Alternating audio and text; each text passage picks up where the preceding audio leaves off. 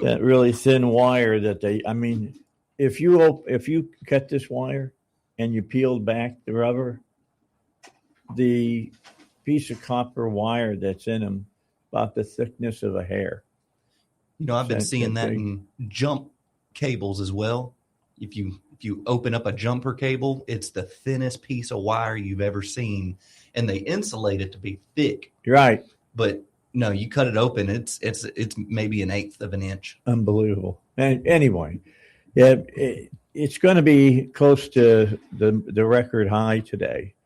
And because of that, I hadn't heard this before, but just talking to Austin, and Duck was verifying it through where Duck's garage is. And they've been fixing the air conditioners on cars since late February. Yep. About the second, third week of February, I had my first 2 AC complaints. Yeah, because we had that snow and stuff, and then it got warm. Oh yeah. So I'm still fixing snow repairs too. Are you really? Oh yeah. Yeah, it's a lot warmer than what it really should be right now. So just know that you're going to go into summer early this year. That's what it tells me. And it's going to be a very unrelenting summer, I think. It's going to be likely. hot, and even hotter. Oh, yeah. It's going to be. But I'm not going to complain. I refuse to complain. I grew up in cold weather. So, as I try to tell everybody, I'm still trying to thaw out. Oh, yeah. Yeah, because I grew up outside of Chicago. It was cold there sometimes of the year. Not all during the summertime. We get up into the 90s at sometimes, but basically, high 80s, low 90s. And then at night, it would cool off nicely because you typically would get the breeze off the lake, and it would bring in cooler temperatures rolling across that water. So that was good. I didn't have central air until I got into 7th grade. Yep.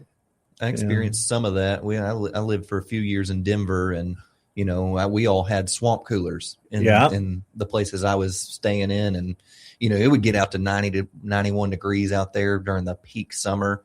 You'd think people were melting out there. Well, when it gets hot here, air conditioning saved the South. I'm going to tell you right now, it saved the South. If we didn't have central air right now, a lot of the people that live down here, a lot of the businesses that relocated down in the South would not be here right now. They relocated because of air conditioning. If you could go through a whole year and not see a really freezing day during that time, just what you would do. There's no way I could have been like, oh, I declare it's so hot with my fan and my sweet tea. There's no way I would have made it. Yeah, I wouldn't. I made it. Look, I grew up north, but it would get hot. I remember, I think I mentioned this yesterday. I would lie on the linoleum floor because we didn't have wall-to-wall carpet. We were on the wrong side of the tracks for that. I laid on the linoleum in front of the screen door. All houses had screen doors on them, front and back. So wooden screen doors. Yeah. And you could open up, the door and let the air flow through. And then you put a box fan in front of that, and then if you're a kid, you lay down in front of it. Shoot, I got one better. When I lived in St. Louis, my stepdad was a jerk, and he wouldn't turn the air on until he got home. And that was like a 10 o'clock. He worked at Hussman, and he would get home, and he would turn the air on at night, and I would be so hot already because my room was up in the attic. I felt like flowers in the attic, but no, I'm kidding. But I would put a sheet over the air conditioner vent and sleep like that with the air conditioned tent. And then when it'd go off or kick off, it'd go down on top of me. Anyway, but down here, we'd have the windows open, and I'd hear the crickets and be so hot, and I'd go like in the living room because we had one air conditioner, a window air in the living room. So that's why we started with window air. Yeah, my grandpa, he was central. Cheap. Yeah, we started with a attic fan. That is what I grew up with. That's all we ever had. My dad put an attic fan. I swear, the size of the blade on that looked like a C-130. You know, I have one in my shop that was from the original shop owner. It was his grandmother's. Wow. It is about 100 years old. It still works. It still runs. If you we don't run it, but it's just up there. And he came by one day. He's getting up there in age, but he said, please don't ever do anything with that. I said, I wouldn't know how to get that thing down from the top shelf if I tried. It's massive. Well, my dad put one up in our attic at the end of the house. You remember the old ranch style homes. You had louvers in the side of the house that they didn't have the turbines on your house. They had these louvers that would let the air flow from one end of the house and go out the other end of the house. And he pulled one, cut those louvers out and put a big old attic fan in. And at night, he turned that sucker on. You were in bed and I'll say, Yep. Maybe that's how we learn to sleep through anything. I do sleep through anything. It's crazy as far as that. Okay, so Duck is here, and so is Austin. That's that. It's the guy that's right there in the front of your video that looks like King Joffrey from Game of Thrones. He's got it, Dave. Got it down pat. Yeah, now they got you looking at me, but the guests looking at you, so I see their heads. Yeah, well, we'll get this configured right. They're going to one of these days. They're going to change the cameras. Yeah, they're going to move them. Yeah, they already got one moved. That you just can't use it yet because the big TV is in front of it. So they got one. They got two at the other end from me, and then they got one on the wall over there. You can where I'm pointing. See the cord, yeah. Yeah. So when those all go on, it's going to be much better in here to watch the show and be able to see everybody. But right now, they're just pulling back and getting everybody in a 3-shot right now. Yeah. So we're all here. I may not want my picture to it. I may break the camera, Dave. Yeah. Oh, we haven't had anybody yet come on and say, I'd rather you didn't put up the stream. They want the stream. They like having the stream. I don't have to. And we've got a lot of people watching the stream. My camera's broken, so I'm like, ha ha. Yeah, they're going to fix that too. I broke it, so I guess I broke it, Doug. Okay, so bottom line, let's talk about, we'll get into cars, all right, in just a second. But Saturday, May the 2nd, is the car and truck show. Yes. And I want to say car and pickup yes. show. Yeah. And that's big that you understand it, because this year there's going to be a winner in the car part and there's going to be a winner in the pickup part. Yeah, the best of show of cars is going to get $1,000 and a trophy, and the best of show of pickups is going to get $1,000 and a trophy. And the 2025 winner was a 1967 Chevy pickup truck. Yes, he was the winner, and we decided to add the best of, do a pickup and a car. I had a few people argue with, griped about it not really griped about it. They just, had some concerns that a pickup had won it for 2 years in a row. And, and there's some $100,000, $200,000, antique cars there. And, I made the suggestion, hey, let's do a car and a truck. Yeah. And makes that way sense. We're covering both sets. We're covering the cars and the pickups. So, and I think it'll work out a whole lot better too, Dave. Well, and you got to think about, I think most guys around here, in our territory, they grew up with the pickup trucks a little more, likely they've got nostalgia in the old trucks, that they had learned to drive in rather than a sweet road runner that can do, 100 miles an hour pretty quick. That'd be the girls. I learned how to drive with 3-speed on the column. Yep. I saw, I'm curious about this. How many cars nowadays do you guys get in that are manual transmission? Because you're seeing more and more here lately. I saw a graphic the other day, and somebody was asking, could you get in this and drive it? And I was like, heck yes, I could. That's what I learned on. Most people can't. I know. If you're younger than 35, I bet you can't. But I think kids should have them because they wouldn't be texting. Although I could put mascara on and still downshift with my clutch. But still, that took me a long time to figure out. But these kids might not be texting if they had to always be downshifted. I learned my first car was a 5-speed. Yeah. I learned pretty quickly. I had a That's when Volkswagen Rabbit. texting really came out. So I learned how to do both at the same time. Well, yeah, it'll take you a while, but. Well, since I bought my car here in the States and picked it up when I came back from overseas in the Air Force, I got a stick and I bought a K car.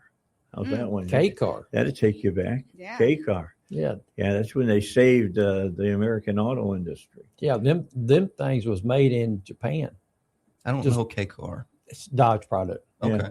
And it was a good product. Oh, they was good cars. I bought it. Was it a brand or a model? It's a model. It was a brand. It was a model, but it was made by the Chrysler Corporation. And it was a front wheel drive car. Well, let me rephrase. Chrysler sold it.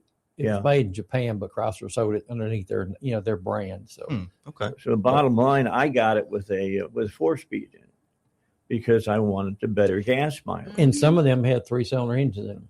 And you had to you wanted that because folks that are old enough remember when Carter was president and we went through the 73. problem with the gas and everything. Yep. So I come back home and I picked up a car in Las Vegas. I didn't pick it up in California. If I got it in California, it had all kinds of gizmos on it that made the gas mileage go down to protect against pollution. But that probably regulated your speed and stuff too, didn't it? It sure, well, They're still fighting that type of fight. it was a hassle. I mean, I wanted the car because I was going to get about 23 miles to a gallon. Yeah, that's about what they got At that time. That's good for back then. So yeah, because it had a carburetor in it. Oh yeah, all them back in them days. I had a Volkswagen Rabbit, and I could put $5 in and go for like a week, and I drove till the wheels fell off of that sucker. Mm-hmm. It actually got 300-something thousand miles on it, and one wheel went that way. I'm bad, clearly, about the UV joints and stuff, Duck. And I ball haven't learned joints. in 30 years. And ball joints. Yeah, and ball joint. Well, I'm going to get my car this weekend, so I'm going to bring it to you, the truck. That's fine. No problem. So, Dave, you mentioned a while ago about the car show coming. Yes. They have changed this up a little bit far as pre-registering. Oh, okay. It's still the same, btbautoparts.com. And then in the corner, you're going to click on car show. Oh, and okay. then it's going to take you down to another one. You click on it, and that's where you go to pre-register. This year, you Maybe I cannot could show it. you cannot pay on online. We're going to collect all the money when you register. When you come in to register at your car show. Had a little trouble with that last year. It got kind of messed up, so they decided to change that up a little bit. This year, we went up $25 to register your vehicle, and all the money, 100% of that $25 goes strictly to Ronald McDonald House. Ronald McDonald House people will be there. Channel 4, we're going to have a segment on Channel 4 about a week before the car show again this year. Well, I think a lot of our listeners are familiar, but it's not just best to show car, best to show truck. There's a lot of other categories that there's you can categories. enter in You can and win a class award. Yeah, best of car, best of truck. We're going to have best of muscle car, the best original. Then this is a car that's still got all the original parts on it. A true original, not restored. There'll be some stuff that has been changed, but it's been put back original. And we're going to have best of Corvette, and then we're going to have best of off-road this year, too. And the best one is, or my favorite personally, is the Rat Rod. Yeah. Where it looks like they just emerged out of a junkyard and it started turning over on wheels. And it could be a mix between Ford and Chevrolet and Dodge and you won't even recognize it as a car half the time. I seen one time the guy had his where he put his fuel in, he had a mailbox. He opened the mailbox door up. That's Had where a his fuel deliver, came. huh? Yep. The stick shift is just a welded chain link. Yep. It's pretty awesome. Yeah. I love the Rat Rod stuff. Russell and Blake's been gathering up pieces to make the Rat Rod trophy this year. I told him, I said, can you cut the weight down a little bit? Yeah. No, it's got to be 60 pounds, functional diff that turns the trophy. Well, he's got a big old. That's exactly what he told me. I love it. Flywheel in there. And weighs 40 pounds. You got to dolly that thing to your winner. Just about. But, him and Blake could get that made here, before the car show. all year long, they got a tote over there, and they'll put camshafts and sprockets and stuff that they pull off. One of them look at, hey, let's save this. So well, it matches the creativity of the cars. It does. That's what really goes hand in hand with it. Because there ain't no telling what it may. It may have a camshaft out of a Dodge. It may, one year he used a camshaft out of a Cummins, diesel pickup. So it'll be made out of all kind of different. It'll be cool. Yep, it'll be cool. Be listening to my show in the morning of the show, and we'll talk about it. I'll have your son on, and we'll talk about it. We'll have a picture of it. Once they get it made, then we'll get a picture sent to James, and he'll get it put on the website. But if you'll go to the btbautoparts.com car show /car and then you can register. When you go to where it says car show, you click on it, and then it's going to take you down to the bottom of the page, according to what I've been told. And you can pre-register your car there. Normally we have about 30 pre-register every year. Sometimes has been many as 40, has been low as 20, but most people are going to look at the weather and see what the weather's doing. Well, since we're inside, yes, rain or shine, we're having the show. Yeah, we're going to have the show. It don't matter if it's raining, and if it's raining and you have your car in a trailer, we're going to open the door and let you drive in, unload your car inside the building.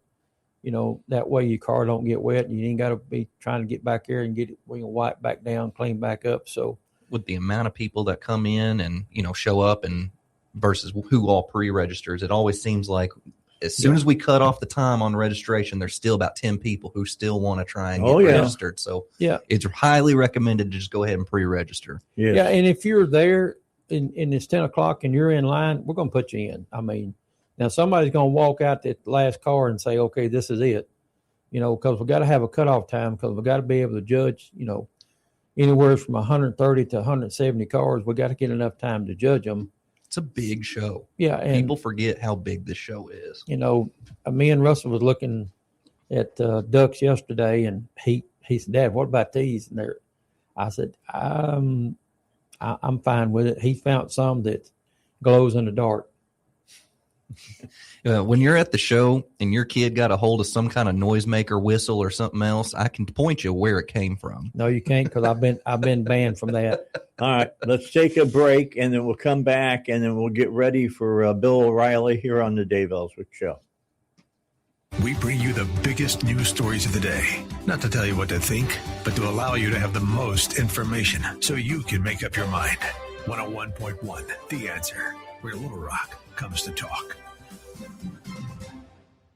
If you're nearing retirement, stop what you're doing and listen, because what's unfolding right now could hit your 401k or IRA harder than anything we've seen in years. Military escalation across the Middle East, a tariff war spilling into the courts, the U.S. dollar facing pressure that historically signals one thing: a flight to safety. Smart money has been moving into gold and silver, and it's not slowing down. Call Advantage Gold right now at 800-900-8000 and get your free gold investment kit, plus a free copy of economist Ken Rogoff's eye-opening book, Our Dollar, Your Problem. Thousands of Americans have already rolled over a portion of their retirement savings into physical gold and silver, completely tax and penalty-free through Advantage Gold. The next news cycle won't wait for you. Get into position now. Call Advantage Gold at 800-900-8000. Results vary. Consult your financial advisor before investing. Call Advantage Gold at 800-900-8000. That's 800-900-8000. Looking for heavy equipment but don't know where to buy?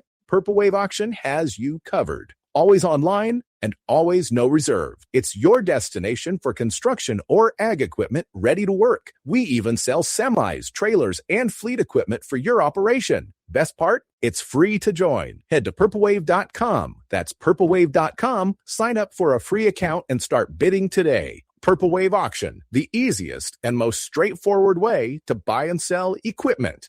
This radio station is always on, but sometimes you need more content that you can take with you anywhere. That's why we invented the Salem Podcast Network.com. You'll find all the great hosts on this radio station, plus a few more, like Charlie Kirk, Dinesh D'Souza, Trish Regan, Jenna Ellis, and Dennis and Julie. There's literally no end to what we can teach you. It's like radio on demand, and just like radio, it's always on. Go find out what you're missing. Download the app, SalemPodcastNetwork.com. 101.1, The answer. Something big is happening, and you need to be in the know. Operation Epic Fury is here, and the only place to get all the details. Stay tuned and listen closely for updates on Operation Epic Fury on 101.1 The Answer, where Little Rock comes to talk. The Car and Truck Doctor Show is back. Sponsored by Bumper to Bumper Auto Parts and these dealers. Weber Automotive in Conway and Total Tire and Automotive in Conway. Now, here's Dave Ellswick on 101.1 The Answer. All right, back with you here in studio, Dave Ellswick Show. Want you to know that we'll be back again next week, but Friday we won't be. The station grants a holiday for Good Friday, so we'll be off on next Friday. Dave, ain't Easter early this year? It seems early. It's going to be April 5th. I guess it is. That's what the weekend. I was thinking it was always about the third weekend in April when it come around, but it's the next. It's weekend after next. Yeah, I always judge it on is the Masters before or after Easter. Yeah, yeah. I'm going to watch the Masters. I always do. I do. I sit back and watch. It's just like watching, the dance. To watch the basketball, college basketball. I don't miss many of those games. I watch them because, man, those are like you lose and you're done. One and you're done. And it's going to be a good ball game tonight. Tonight Razorbacks are playing Arizona. It's going to be 4 games tonight. It's going to be good games. Yeah. It's a good game, not the classic heart attack Hogs. Yeah. Well, I got to tell you, they were heart attack Hogs with High Point. Yeah. Hey, I tell you what, High Point they were a good team. They was that little guard they had. Yeah, good. He's a good guard. He could shoot it from anywhere on the court. Kind of like A-Cup. A-Cup, it don't matter where he's at, he can shoot it and make it. But he's on fire. But he was a good guard. But our bigs is what killed him. Brazil, and an outstanding game last week. And they said the other guy's coming back tonight, going to play. Pringle. Pringle, yeah. Good. They said he'll be back tonight to play. So we'll have all 3 of them. Yeah, that's good. So we can really. It's going to be a fight. You can clamp down at that point. Oh yeah. Although Arizona's a little bit taller. Hey, they got one boy in the middle there, 260 pounds. Yeah, he's a big boy. He's a pretty good sized lad. Yes, he is. He's going to be hard to push around. It's going to be a good game tonight. It really will be. So when we come back from hard break, Dave, we're going to talk about this raffle that we're going to sell tickets to for Ronald McDonald House. It's going to have $1,000 value of it, and one of 2 still lawn and garden packages. That it's got a chainsaw, a leaf blower, and a trimmer in it, and it's all battery powered, and you get batteries along with it and everything. So when we come back, we'll discuss that some more too. Well, you want to pick up a couple of extra batteries and keep them charged up so that the blower will run out fast. So I think it comes with 3 batteries. I think. Oh, well, that's a good deal then. I think it comes with 3 batteries and the charger and everything go along with it. But it's made by Steel Corporation, which is a good product. All right, Bill O'Reilly. Then we're back. Bill O'Reilly here, and I'm warming up. Stand by for the O'Reilly Update Morning Edition. But first, you need a pharmacy that works smarter, not harder. That's why I recommend All Family Pharmacy. Forget doctor visits, pharmacy lines, or dealing with insurance. All Family Pharmacy makes it simple. Go online, choose your medications, fill out a quick medical form. A doctor reviews your request, provides the prescription if it's appropriate. Then they ship it right to your door. Stock up on antibiotics, ivermectin, more. Please go to allfamilypharmacy.com/Bill. Use code BILL10 for 10% off. On this Thursday, Delta Airlines has cut off all perks to congresspeople flying out of Washington, D.C. The company has suspended personal security escorts as well as preferential security screening. Good for Delta. The failure to pay TSA personnel is a contrived gambit to force Homeland Security to basically stop immigration enforcement. Senator Charles Schumer is demanding judicial warrants be issued before undocumented foreign nationals are detained. Schumer well knows that's impossible. There aren't enough judges in our entire country. to analyze millions of immigration cases. When President Biden decided to open the southern border to migrants, more than 10 million poured in here during his catastrophic 4-year term. Senator Schumer had no problem with that, despite the chaos that followed. Now, Schumer wants all but extremely dangerous migrants to stay in the country and is using TSA agents as hostages to try to achieve that. Who gets hurt? We do, waiting on lines for hours. Schumer is likely to fail, but in the meantime, everybody suffers. Back in a moment. Homeowners, when is the last time you checked your home title? Scammers are everywhere, and they're targeting your equity. With just a single forged document, they can file at the county. So don't wait until it's too late. Find out if you are already a victim today. Please go to HomeTitleLock.com. Use the promo code BILL to get a free title history report, plus a free trial of their $1 million triple lock protection. That is the Morning O'Reilly Update. The Car and Truck Doctor Show is back. Sponsored by Bumper to Bumper Auto Parts and these dealers. Sullivan's Automotive in Little Rock, Carter Radiator Service in Little Rock, and Walker Auto Repair in Jacksonville. Now, here's Dave Ellswick on 101.1, The Answer. All right, so let's talk a little bit more about the car and pickup truck show that's coming up on Saturday, May the 2nd. So we're about a month away when we hit Saturday of this week. Yeah, about a month away. Keep that in mind. Go to www.btbautoparts.com and /car show. Yeah, and then it's going to take you to the page, where you need to go register. If you go to the landing page. Yeah, and we're going to, like I say, all the money will be collected at the door this year. Like I say, Dave, we've had a little problem collecting money over the internet deal, so they just decided, hey, it'd be easier just to collect it all at the door. If you pre-register, we're going to have everything filled out. All you got to do is get your number and go park your car. Yeah, and to save you time, it saves us time. Well, and this year we're going to, in the past, like when they get down to the very end and they got to send people out to go find a car that, that got missed. So we're going to number the rows this year, whatever, how many rows we're going to have numbers on them. And we're going to,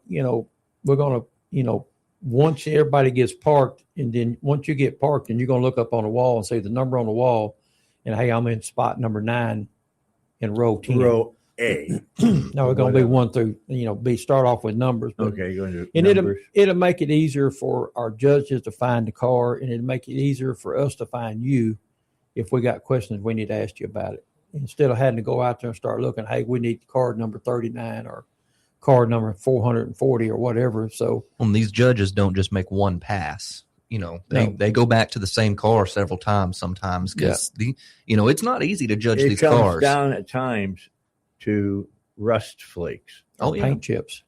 Towards the end of the beginning of the afternoon, when we're kind of getting ready to hand out awards, you'll see them start getting under the cars and looking at everything just to see who's going to be the winner. So let me give you a Dave Ellswick word of advice. Leave your trunk open and your hood open. Leave that hood up and make sure your trunk is clean. Mm-hmm. Exactly, because that's part of the judging is you're under your hood clean, you're under and in your trunk clean. That is part of the deal. And if you don't have your trunk open, you get a 0 for that. Yeah, and that'll kill you. You're done. Yeah. If you get 1-0 because you didn't leave your trunk open, or whatever, or your hood open, the judges will not ask you to open it. Now we'll announce it the whole time. Hey, please make sure your trunk and please make sure your hood is open so the judge can see it. We got a couple of new judges this year that have done it in the past for other car shows, and we got Tom Woods. He's going to be there. He's kind of overseer of the judges been around this year. Forever. He has. He owns a upholstery shop over in North Little Rock, and he does some $18,000, $20,000, and $30,000 and $40,000 upholstery jobs on these cars. So he's got an idea what to look for. Yeah. You know, and Yeah, he does. and a couple of the guys that has built antique cars in the past, they got an idea what to look for. You know, so we got some good judges still this year.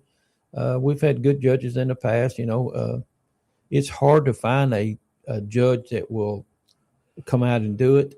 We donate. They don't never want to pay, so we wind up donating money to some charity for them or whatever. So just remember when you come out, you know, they're trying to walk around and look at your car and make sure it's wiped clean. You know, make sure the trunk's open, make sure the hood's open. Roll your windows down so they don't have to open the door and see in it. They can just look inside it through the window, you know. And if you bring your kids with you, that's cool. Hey, that's kids it. don't get to see these cars very often. Bottom line, though, Don't touch. don't touch. And I've never seen any issues or anything like that. You know, there's never really been any griping too bad or anything. But Most parents know. Mm-hmm. And Kids some of not to those touch. boys probably respect them cars. I know mine did when they were little. They were like, "That's so cool," and they, Oh, they certainly. were like, "They didn't want to." They do. Mm-hmm. Yeah. As bad as I want to climb in there and Yeah. sit behind the driver's wheel, I refrain from it too. If you walk up to the car, and there's rope around it, there'll be some poles or whatever, and they use the rope to keep you away from the car because they don't want you leaning up against it or whatever.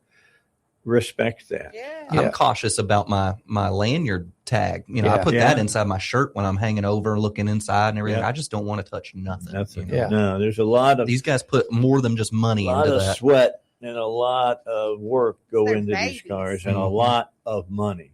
And we're going to have the Peterson people out of Kansas City, Missouri. They're bringing 2 vehicles this year. Have they said what they're bringing? James told me, and I don't remember what he told me. They Dave. brought an honest to God Woody last year. Yes. And that was cool. Tell me who the we're Peterson people We're are. not talking, the Woodies that had the plastic wood on it. Oh no, these had. I'm talking Actual real wood. wood. I bet those were heavy. Yeah, Yeah. them was $200,000 cars. Yeah, I know. that they I brought talked, down here. we you talked to the guy from the museum. And this is a museum that if you go to Kansas City, you just don't park in their parking lot and walk in. No, you got to be asked to. You got to be given an invitation. Yeah, the guy to told come me in and last do year. it. He said, "You and Teresa show up. I'll take you all over up there." And it's a Peterson light manufacturer that makes lights for trucks and pickups and cars and 18-wheelers and trailers. You know, they make all kind of lights for for everything. And they I guess they've got in to some antique cars, and they got their own. Basically, they got their own show. group that does them. So it's And they really trailer them. cool. They don't drive them nowhere. They trailer them. They'll bring them down in 2 trailers. And these guys are very cautious about their car. And That's why I the can't say cars that, sit right next to my broadcast booth. that's right. And that's why they'll be roped off like they was last year. Yeah. 'Cause they bring their own stands for the ropes and everything. I mean, they do this professionally, and but them guys, Dave, as you talked to them last year, they was just super nice guys. Oh, they were great guys, Uh, and they came on and they talked about the cars and talked about why they thought they were so unique and special that people needed to see them. I mean, I understood the Woody. I looked at that Woody and I thought of the Beach Boys album. With They the came surfboard out, on the top. surfboard on top, and the Beach Boys all standing next to it. Yeah. That was a big thing back in the day. Yeah. To say it on the West Coast. Do they are these cars just for show, or do they ever sell any of them? No, I'm sure They don't sell them. They don't sell them. Yeah. No, they're all for show. Peterson doesn't sell theirs. No, they're all for. No, I mean like for the car show.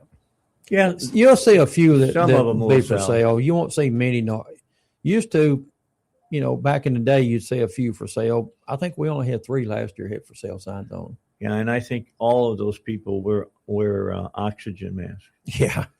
They had some age on them. Let's put Yeah. it that way. The only cars that they have around where you can kind of interact and touch on their stuff, they'll have these binders of when they bought the car out of a barn and pictures Yeah. of it, Oh, wow, from yeah. 30, 40 years ago of when they bought it with their dad or something like that. And just going through their flip book of, Yeah, that's of cool. the process Oh, is yeah. incredible. It's I so remember cool. we had a Chevrolet truck one time, and this guy was about 6'5", 6", somewhere along in there. And I kept looking at it. It was a 56 Chevrolet pickup. And I asked him, I said, so what have you done to it? So he went and got his book. Yeah. He had cut the truck right down the center of the cab, and he had added 14 inches to it. Oh, gosh. To make it where him and his wife could travel in it. And he had made the cab bigger because he was, she was tall and he was tall, so they could ride comfortable in it. That's cool. And I asked him, I said, how'd you come up with the idea? He said, I was out in the shop one day messing with it. And he said, I went over and got my reciprocating saw, and I went to cutting on it. He said, my wife come out and said she'd like to have a stroke because I was cutting it in half. And he said, once I got through with it, he said she was tickled to death. He said, I had to get, windshields made bigger and everything. Yeah. So, but you could not tell where he'd cut it. I mean, it was, and he cut hood and all. I mean, he started at the front and cut it all. And I think he told me he added 14 inches to it. That's crazy. Because them old 56 Chevrolets, they was real narrow anyway. Yeah. And they was real short. They was designed for short people, not tall people. But and that's why you got to stop and talk to these people at their booth too, at their cars, because they're sitting in lawn chairs. If you talk to them, they're going to tell you so much more than you would have never guessed. Here's something that you always hear: why did you do that car? Yeah, there's always some great stories. The muscle cars, I can tell you why they did it. Because they had one when they were younger. They had one when they were younger, or some of their buddies had one, and they always wanted one. Absolutely, absolutely.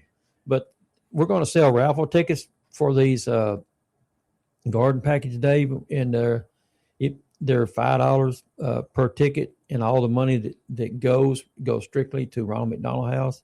We raised right at 8,000, 9,000. I don't remember exactly what James told us the other day how much we raised, but Ronald McDonald House appreciates it. They are them ladies up there. They go out of the way to help people, and I'm proud they do, Dave, because somebody needs to help these people. Oh, yeah. We've all helped them. I've fixed their vehicles for them, in the past, and bumper to bumper, donate all the parts, and take them back home. And I tell Blake, stop and fill them up with gas. Make sure they got it's full of gas, and we'll take it, drive it back up there. And these people, I have got a few letters from the mothers and the dads, stuff that we've done for them, and those folks don't have to prepare any meals. No. They don't have to wash any clothes. No. Their beds are made up for them, the whole 9 yards. All you're there for is to take care of your child. Take care of your child. And if you got kids, I've seen Miss Janelle and all them babysitting kids, because, they got a very sick kid over at Children's Hospital, and, and they don't have nobody to leave their kids with, so they had to bring the other kids with them. So, them people up there, they do a good job. Good. And they got 32 beds up there. I think it's 32 is what Janelle told me. That they, and it don't cost you nothing to stay there. If you want to donate to them, they'll take your money. Yesterday, I went through McDonald's at Cabot. Yep. And I bought the big arch because I wanted to try it and see what it was like. And it was all right. Filled me up. But I noticed that now on their sign, since everybody's rounding up cost, they ask you, do you want to round up your cost? And the extra money that comes from rounding it up, they give to the Ronald McDonald House. So you don't have to worry about leaving change in that thing. That thing's there, but I noticed it wasn't just packed with coins. Yeah, and stuff. I hadn't seen them as often as I used to, because that was the best place to get rid of all your car change that accumulates in your cup holders. Yeah, and what people really don't understand is McDonald's don't have nothing to do with that money. Mm-mm. They don't even have a key to the safe. They don't have a key to the box to get into it. And if you drop your credit card down in there by accident, it takes a while to get it back. It usually takes a couple of days for Ronald McDonald to send people out to open it up so you can get your credit card out. And well, when he's walking around, he's got those freaking big shoes on. Got to have something to fill them up with. It's tough to get around, and I've asked about having Ronald McDonald at the car show. Oh, it's a big deal. They only have 3 Ronald McDonalds now, and we're on the waiting list. One of these days, they're going to surprise me and say, "Hey, he's coming." Yeah. Isn't it like a 3-4 year wait list right now? It was 5. When I signed this up, it was 5 years, and that's been 3 years ago. So. Wow. So hopefully that one of these days, I asked Janelle, I said, do you not have a Ronald McDonald suit? I said, I'm pretty sure I can find somebody to wear it. You want to know who we should call and ask them to join us? Who's that? The Wienermobile. Oscar Mayer Wiener? Yeah. Mm-hmm. They travel around. Yeah. Now, they had and then everybody can curse me out because they're going to give your kid a whistle. You know, the little hot dog whistle that they hand. You know, they had an ad the other day in the paper on the internet. My wife showed it to me. They was looking for drivers for them. Where are they? Yeah, they said they got 35 different vehicles that they send around all over the United States. They was looking for drivers, and it paid like $60,000 a year. Yeah, kids love them. Oh yeah, they walk. How often do you see a hot dog driving around your town? Hey, we've seen them many times. You know, I've been out traveling. We'll pass one or see one sitting in the parking lot, and we have stopped. And I got my picture took with it a few times. So, yep. You know, but it's just weird looking. See it coming down the road. A long time ago, I used to work at the Mini Cooper dealer, and they would have all those Red Bull minis come in. It has the big can in the back. It looks like it's carrying. Well, we all got excited because every time they come in, they'd load up their cooler backpacks and walk around the whole dealer and hand out free Red Bulls. Yeah. Whole dealership got a lot of work done on those days. You guys were lit up. All right. You had wings, didn't you? Yeah, I was flying. But I want to thank Bumper to Bumper Dave. You know, they the one that supplies most of the money for all this. We do raise a little bit. All the money we raise goes straight to Ronald McDonald House. All the donation to registering your car. That's why we went up. We went from $20 to $25 this year, just trying to raise them more money so they can have more money to take care of these kids. You know, we didn't do it because of any reason but that's the only reason that we went up on it. You know, we're going to sell these packages. We're all going to have a box at our shop, and we're all going to sell the raffle tickets. You don't have to be present to win. There you go. That's one thing that I made a stipulation a few years ago. Look, if I sell these tickets at my customers through the shop, you know, they may not be there. So I want to make sure that if they do win, they still can get their package. Yeah. You know, and if you're a customer of Austin and you win and you're not there, we'll give the package to Austin and he can take it and you can go by Austin and pick it up. The only thing you got to show your driver's license, you know, in order to receive it. You'll have to hurry up. Those are nice tools. I'll be outside using them. You have to show your ID. I was going to say the same. I won't get into it. I know. All right. It's let's make it 9 minutes until 8:00 here on the Car and Truck Doctors. We'll take a quick break. Then we'll come back and finish it up for this Thursday on the Dave Ellswick Show.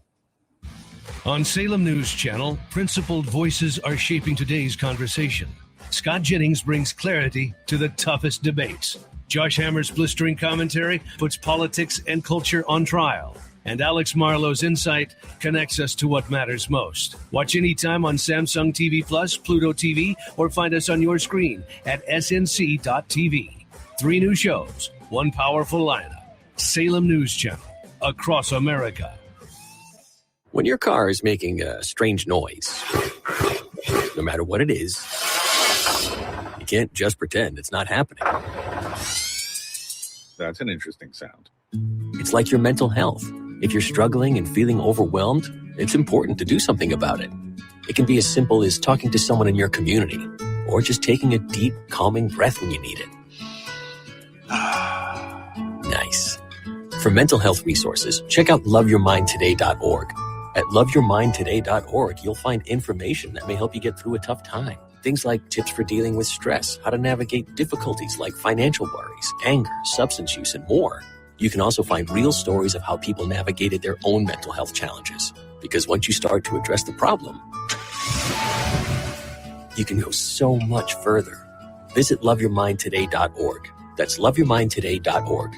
Brought to you by the Huntsman Mental Health Institute and the Ad Council. Hi, this is Gordon Deal. Join me weekdays for This Morning, America's First News. Hear the stories you'll be talking about and searching for all day as we go beyond the headlines and above the chatter with your first look at breaking news, money, Washington politics, technology, entertainment, entrepreneurship, and sports. We explain why stories matter. That's why we are referred to as the most important and relevant radio program. Join us weekdays for This Morning, America's First News. If things don't change, can you imagine America in 20 years? Scary thought, isn't it? The good news is we have the power to take our nation back. Stay right here for all the information you need. 101.1, The Answer. 101.1, The Answer. Weather. Another nice day in store for us today. Lots of sunshine and a little bit warmer than it was yesterday. High of 86. Down to 64 tonight. A slight chance of rain tomorrow and otherwise cloudy. High of 77. The Car and Truck Doctor Show is back. Sponsored by Bumper to Bumper Auto Parts and these dealers. Joe's Garage in North Little Rock, Mid-State Transmission and Auto Repair in Benton, and Pinnacle Automotive in Little Rock. Now, here's Dave Ellswick on 101.1, The Answer. Yeah, that Pinnacle place, the owner is right here. Well, I'm going to walk across the road, go to work after this. You're right around the corner. That's right. You like the new studios? Oh, yeah. It makes it way easier. I don't feel like I'm rushing near as often. It's good. It's a whole lot easier to get here than going all the way downtown. I'm not driving as fast as Duck here, but I can get here on time. I got one speed. Fast. It's high speed. Flat, both feet flat on the floor. Mm-hmm. Riding comfortable. That's what it is. I can understand that. I got stopped this week. Hey, on Monday. I ain't been stopped lately, but I got stopped coming out of Hardy here a couple of 3 years ago. And I got stopped by a Pulaski sheriff. Yeah. For speeding? Yeah, he said I was going too fast. He asked me, did I know how fast I was going? I said, yeah, too fast. and he says, but the main thing I want to talk to you about is you didn't use your signal when you went around that 18-wheeler. Okay. And I thought to myself, that's the first time. Yeah, you very seldom hear that. Talking about signaling to me. Maybe that's on everybody's mind right now, and they're stopping people for not signaling. So not around me. Everybody just hits the brakes, and I got to figure out what they're doing. That ain't no lie. Mm-hmm. They come in this morning. Try to get around them. They hurt and jerked all the way in this morning. Run up there 80 mile an hour, slamming the brakes on. Mm-hmm. But it's good for my business code. When you do that, you're eating them brake pads and rotors up. Yeah. Yeah, and there's other people that we can send you to that do body work. Yep. Because most of the bumper-to-bumper certified service centers don't do body work.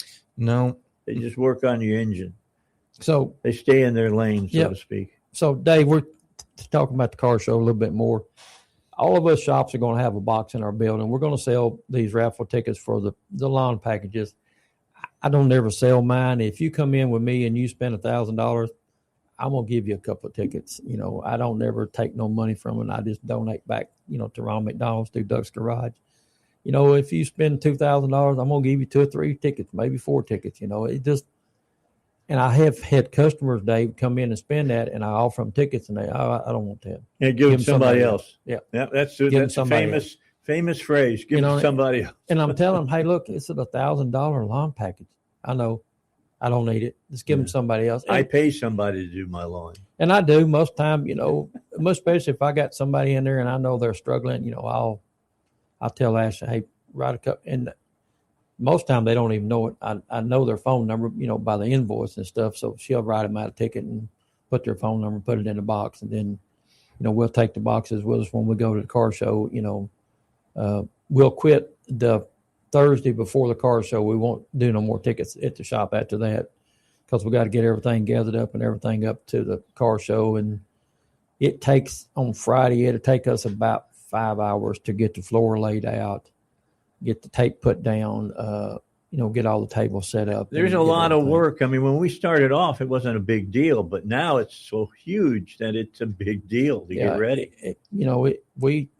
But Dave, we got it down now to where we can have a couple of car show meetings before the car show, and everybody knows what you got to do. Yeah, because Jerry Rocher, he was the daddy of all that. He set it all up on computer. When he was doing it, he had it all up on computer, and we just went down to computer. Who's taking care of this? who's taking care of this, down Right, the list. Right. We're used to, we had to sit down and think about it. Then we'd have the car show meeting. Then we'd forget something. Then we'd have to go back and have another one because we forgot half of what we needed to talk about. But nowadays we got it down pat where it ain't that way no more. It's pretty well simple. Friday afternoon before the show, you'd think it's an aircraft carrier. Everybody's got a job. Everybody's got their head down. You know, they're moving and grooving. Same way when we get there on Saturday morning. I have stayed in my camper, and we're probably going to stay in a camper this year. I have heard cars pull up at 5:00. Oh yeah, come rumbling in there, and I walk out of the camper at 5:20, and they're already lined up 10 or 12 deep, waiting to get in. Do you sleep in the front seat? No, most of them are always standing out talking, drinking coffee. Supposedly we're going to have a coffee truck this year out there in the morning. It's going to be out front, for coffee. One of the food trailers is going to fix breakfast. They said they're going to be there around 8:00 and start fixing breakfast. I mean, I like the donuts, but if I can get some eggs and bacon, I'll go back. He said he's going to have biscuits and gravy and eggs and bacon and sausage. And the problem is about 6 donuts in, there's not enough coffee for me to stay awake. I start dozing at my table. Yeah, you get all those carbs in you. You go start slowing down. When you become a diabetic, you just walk by and smell them and keep on walking. I don't walk by. I eat one. Well, I do too most time, but I'll start to the shop some mornings and Blake will call me, Daddy, stop and pick up donuts on the way to the shop. And I'll walk in with them, hand them to the guy, and the guy said, are you not going to eat one? I done smelled them all the way from here. Yeah. Mm-hmm. So, I done raised my diabetic points up 100 already. So do you stop at that famous donut shop in your area? No, I can't. Is it Hertz or something? No, I work on Hertz's vehicle, but okay. And she'll bring donuts out there sometimes, and oh my God, they're good, man. They are good. Diabetic waiting to happen. Mm-hmm. We're out of time, guys. Thank you, Dave. Appreciate you all coming bumper by. to bumper people, and we appreciate y'all and come to the car show. Yeah, we're excited for it. Before I leave, real quickly, Austin, where you're located at? 1905 Henson Loop Road, Pinnacle Automotive. Reaches 501-227-0619. Duck's Garage in Benton, Arkansas. 501-778-2886. Talk to Russell, Blake, or Ashley. And sometimes I've been answering the phone because I've been shorthanded, so you can talk to me too. All right, there you got it. Have a good day, Dave. Thanks, Dave. We got news coming up next. After the news, David Fisher from Landmark Capital. Take a look at the economy, see what he has to say about it. James said that's yours to put on.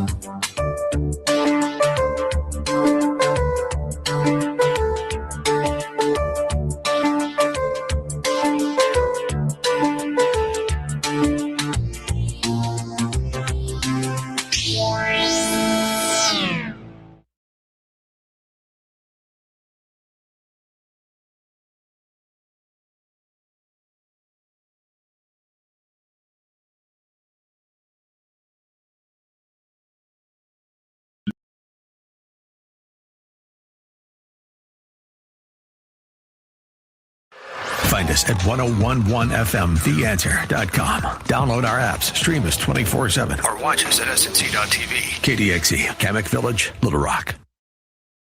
And they are negotiating, by the way, and they want to make a deal so badly, but they're afraid to say it because they figure they'll be killed by their own people. They're also afraid they'll be killed by us. On social media this morning, the president wrote that Iranian negotiators better get serious soon before it's too late. A jury in Los Angeles has found Meta and YouTube liable in a landmark social media addiction trial. The plaintiff is a 20-year-old woman who says she became addicted to social media as a child, and it exacerbated her mental health struggles. Her attorney, Mark Lanier, says this sends a strong message. Just because of the features alone that drive addiction, these companies can be held accountable. Other families were there backing this case. Juliana Arnold blames Instagram for her daughter's death. They knew the harm, they knew the damage, they assessed the risk, and they moved forward anyway. Meta's Ashley Nicole Davis says they will appeal. The companies are being ordered to pay $6 million in damages. I'm Ed Donahue. Global financial markets are lower this morning. Oil prices have jumped back above $100 a barrel as the war against Iran drags on. AAA says today's national average for gasoline just under $4 at $3.98 a gallon. More on these stories at townhall.com. What is dedication? The thing that drives me every day as a dad is Dariana. We call him Day for short. Every day he's hungry for something, whether it's attention, affection, knowledge. And there's this huge responsibility in making sure that when he's no longer under my wing, that he's a good person. I think the advice I would give is you don't need to know all the answers. The craziest thing was believing that your dad knew everything. So as a dad, you felt like you had to know everything. You had to get everything right. It's okay to make mistakes. As long as it's coming from love, then, it kind of starts to work itself out. I want him to be able to sit back one day and go, we worked together, we did a good job. That's dedication. Find out more at fatherhood.gov. Brought to you by the U.S. Department of Health and Human Services and the Ad Council. The investigation continues into Sunday's deadly crash at New York's LaGuardia Airport between a jet and a fire truck. Investigators say one of only 2 air traffic controllers on duty at LaGuardia Airport cleared a fire truck to cross a runway just 12 seconds before the Air Canada flight touched down Sunday night around 11:30. The collision killed both pilots. That audio from the tower, courtesy liveatc.net. NTSB Chair Jennifer Homendy says they're working to determine which of the airport's safety precautions failed. We rarely, if ever, investigate a major accident where it was one failure. One area of concern. The midnight shift, as a reminder, is one that we have many times at the NTSB raised concerns about. Julie Walker, New York. The White House says President Trump's rescheduled summit with Chinese President Xi Jinping will take place on May 14 and 15. Townhall.com. A young fan in Pennsylvania has this year's only unblemished March Madness bracket. The only person left out of millions who entered men's and women's NCAA tournament brackets in ESPN's competition is an 8th grader from suburban Pittsburgh. His name is Otto Shellhammer, and the 14-year-old is enjoying his one shining moment. He is 48-0 through the first weekend of the women's tournament. He'll try to push it to 56-0 when the Sweet 16 takes place on Friday and Saturday. The record for ESPN's competition is 57-0. The odds of a perfect bracket are steep. Most mathematicians put the number at around 1 in 28 billion. I'm Gethin Coolbaugh. The U.S. Postal Service is seeking a temporary 8% charge on certain products, including priority mail. Officials say the price hike is needed to help blunt the impact of rising transportation costs. More on these stories at townhall.com. Democrats stole the 2020 election, and it almost destroyed our country. Now career politician Kim Hammer is helping them do it again. He led the charge on Act 350 that punished any county that dare switch from unsecured voting machines to secure hand-marked paper ballots, and arrogantly said he has no concerns about our election process or equipment. Hammer is actively fighting against President Trump's election security plan. Here's Trump. All Republican governors should immediately go for paper ballots. One day early voting and voter ID. Who stands with Trump? Brian Norris. Brian Norris is a tough Army combat veteran, true political outsider, and dedicated conservative running to secure our elections. Norris will fight side by side with President Trump for paper ballots, hand counts, and audits to prevent stolen elections. For secure elections, vote Brian Norris by March 31st. Brian Norris, the America First choice for secure elections. Paid for by Restore Your Vote. Not authorized by any candidate or candidates committee.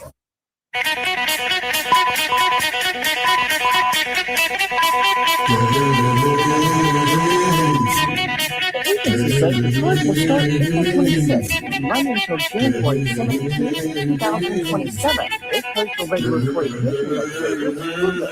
Postal Service says its competitors have already added fuel surcharges. The higher charge covers priority mail and several package services. First class stamps will stay the same. Earlier this month, the Postmaster General warned Congress that the postal service will run out of cash by February 2027. I'm Mr. Dwyer. All right. Dave Ellswick Show, and we'll be talking to David Fisher in a moment. He's going to appear on our stream. So if you're not on the stream, get on the stream now so that you can watch and hear what he has to say. There's some things to talk about that are going on right now. I mean, we all know what's going on in Iran. We have the president bombing the living daylights out of Iran, as are the Israelis right now. And they've got troops heading over that way for these islands that are off the coast of Iran. Hey David, I see on my computer. So let me ask you this question: gold went down and Bitcoin went up, and I think it's already reversing itself. But was that a big surprise to you? As much as Bitcoin went up and as much as gold went down in that flip that you're talking about, yes. Right. So I had to do the research and figure out why did that happen, because this is not a normal thing when a war breaks out. Of course, previous wars, we didn't have cryptocurrencies. So I thought, well, maybe this is the new trend. And if it is, I got to tell your listeners, here's what the new trends are for war. Okay. But here's what I found out. It's a blip. So the Iranian, first of all, let's go back to the Iranian currency called the rial. It's in complete free fall. In 2018, $1 cost 40,000 rials, and today $1 costs 1.4 million rials. So the currency's collapsed 90% against the dollar. Sounds like the Weimar Republic, doesn't it? Yeah, it's very close to that. They just didn't print a whole lot of money like the Republic in Germany to get out of their debt situation. Of course, who knows what might happen next. So a lot of Iranians try to get out of the country, and their country is totally different from any other country. A lot of restrictions, a lot of financial restrictions, a lot of government controls, evidenced by they kill their citizens for, standing up against this regime. So trying to get out prior to the war on an airplane with gold in your pockets was an impossible feat because they stopped you and they wouldn't let you take gold out of the country. Wow. And so when gold is a physical product, it's not a paper product, neither is silver. And so when this happened, shipping gold across that region, the air field was shut down too. And Dubai, 20% of the gold trades out of Dubai, United Arab Emirates. So gold couldn't get moved. So therefore, gold got discounted in that region by about $30 under this, what you call the spot price of gold. But here's what happened with the cryptocurrency. So other Iranians got a little bit smart. And then word caught on, let's do the same thing. What did they do? Well, they shifted over their money, sold out of gold at discounted levels, which dropped the market even more, and then put it into Bitcoin, put it in their pocket in a thumb drive, and just knowing how many other, the password is, I guess like 7 words or something like that, they got on the plane. So here's what the volume of Bitcoin did in Iran. Iran's exchange there's a firm called Elliptic and an exchange in Iran called Norbix. It's the largest cryptocurrency exchange. Within minutes of the war breaking out in the United States and Israel, Bitcoin surged 700% in transactions in Iran. So funds were leaving through Bitcoin. And then it sharply hit at $2 million an hour transaction in Bitcoin. So it didn't stop at 700%. And then they were doing regularly 875% volume on a regular basis and every day on an hourly basis. So it just was a trajectory. So here's what happened to Bitcoin. February 28th, the war broke out. Bitcoin was 66,000. It peaked in March 17th to 75,000, or increased almost 14%. But then it fell 8%. It's down over 20% year to date. Last year, which is 96% annually.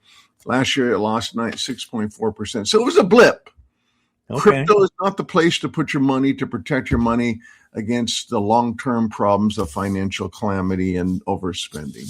Okay, so, I listen to all the words you say coming out of your mouth when you're here on my show.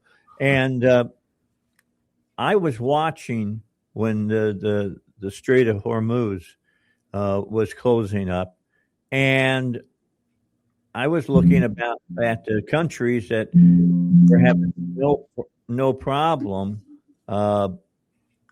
paying the money to go through the Straits of Hormuz. And then I happened to notice that all the countries were part of the BRICS people that were in on this. And I thought, well, maybe they're trying to, control the petrodollar now.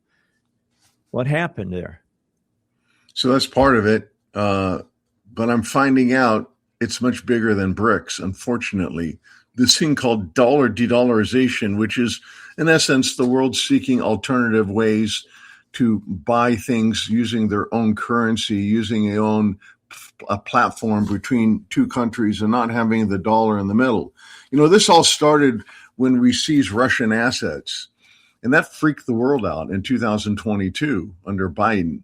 And since then, the dollar de-dollarization has grown to epic levels, and it hasn't put on the brakes since the war. And here's what I found out. So BRICS is 11 nations: Brazil, Russia, India, China, South Africa, and a few others, United Arab Emirates and Saudi Arabia. And it's going to get bigger. It's over 50% of the world. But it's not just BRICS that's de-dollarizing.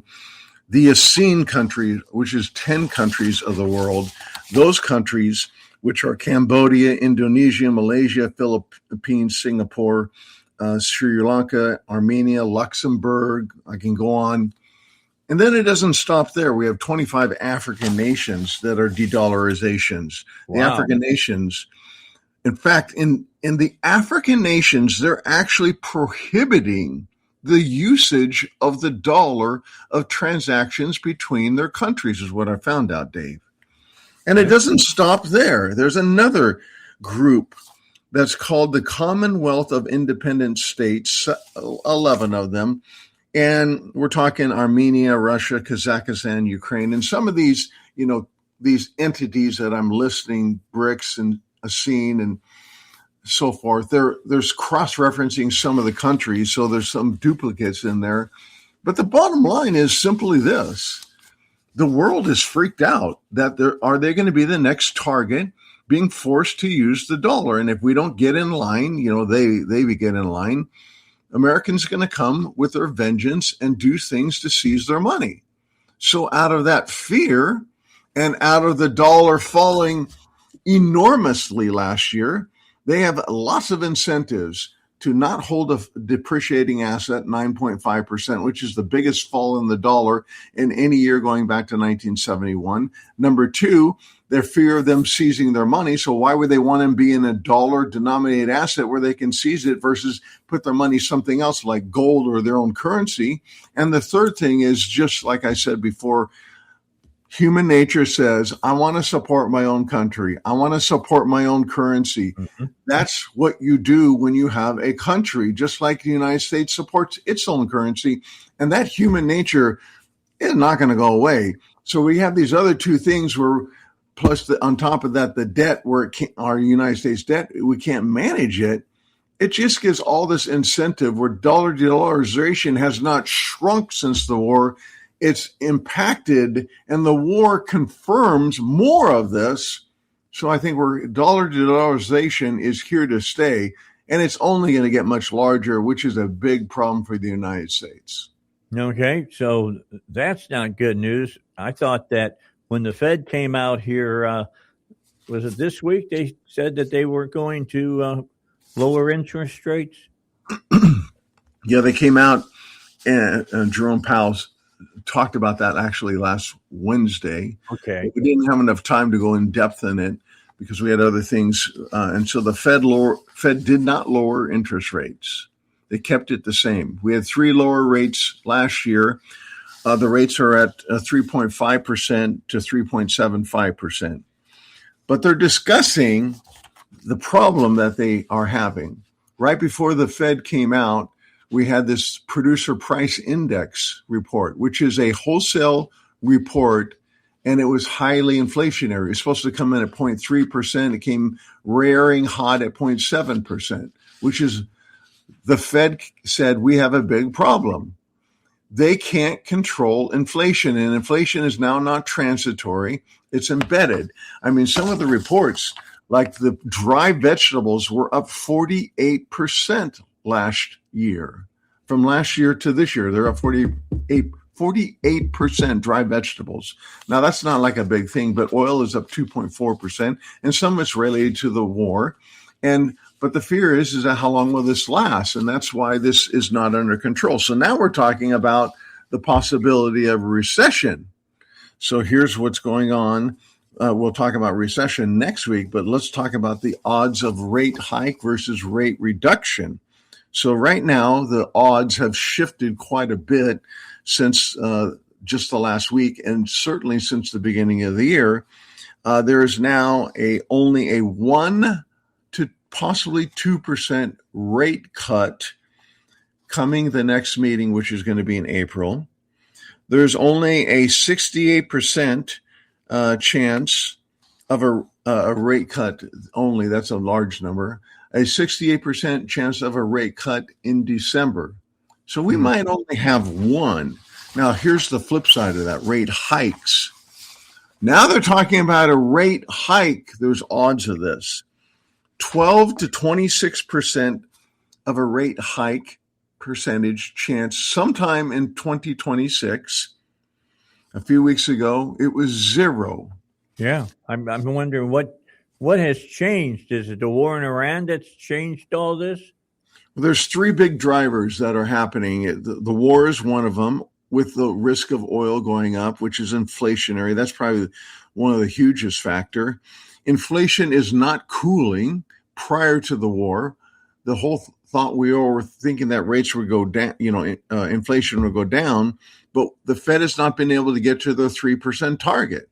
And the third thing is Fed officials are extremely cautious now because there's this Dr. Doolittle push me, pull you thing going on between higher prices, which are inflationary, and lowering rates to get the national debt payment down and lowering rates to stimulate the economy. So they're in a no-win situation. We got a big mess. That's what we got. It's a huge mess. It's like this is the beginnings of what we talked about before, the 1970. We're in 1973 right now with oil, with inflation. Nothing's broken out to in a stagflation yet, but they keep talking about this, Dave, and we keep seeing threats of recession. We're going to talk about this next week on your program. And if this happens, we're going to be in a massive rally in gold and silver and very detrimental for stocks. And I'm not anti-stock or anti-United States, and not all roads lead to gold and silver, but I'm telling you, it's a mirror image of the beginnings of this. We're going to know shortly here, probably in the next 3 or 4 months once the war kind of simmers down, and I hope it does.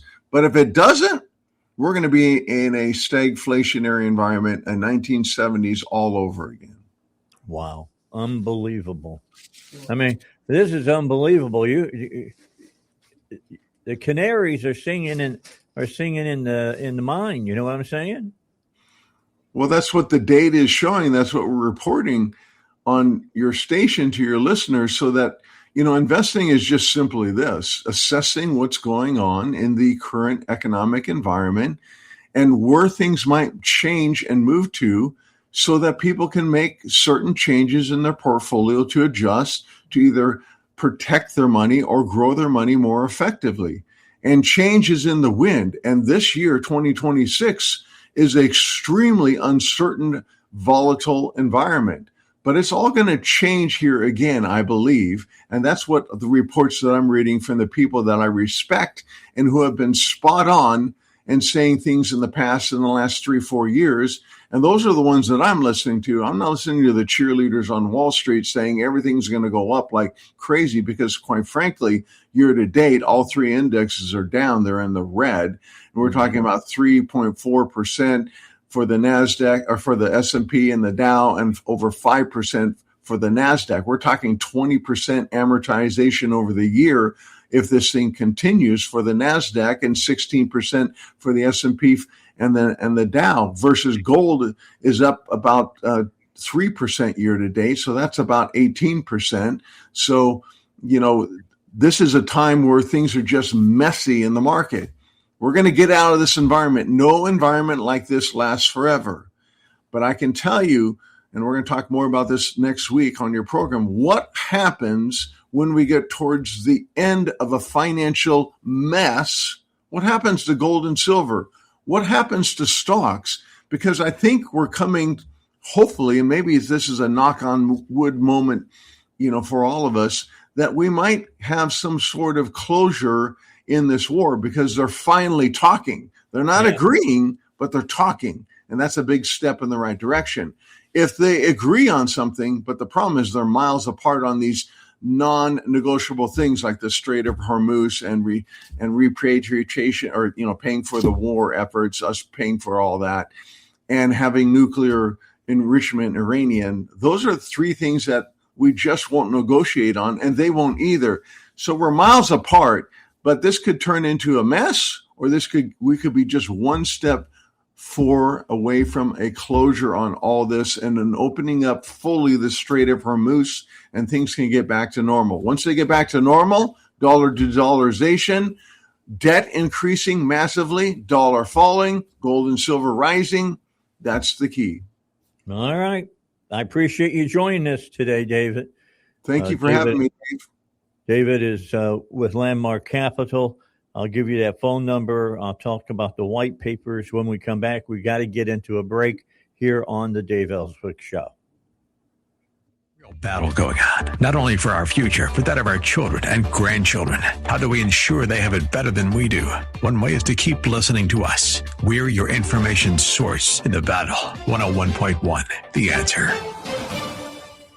The price of gold is surging to new highs. It's already topped $5,000 an ounce. The only question is, how much money will you make when gold hits $6,000 an ounce? Investors like you have made small fortunes off the run-up in precious metals, and not just with gold stocks or ETFs. Many have taken advantage of a little-known gold investment officially released by the U.S. government. Now you can too when you get our free special report from veteran trader and investor Jim Woods. It's called Gold Wealth Boosters. This new report outlines amazing gold investments that have returned 12 to 26 times more than investing in gold bullion itself. Given the uncertainty in world markets, the investments outlined in Jim Woods' Gold Wealth Boosters report are crucial in 2026, and it's free. To get your free Gold Wealth Boosters report, log on to EagleGoldReport.com. EagleGoldReport.com. That's EagleGoldReport.com.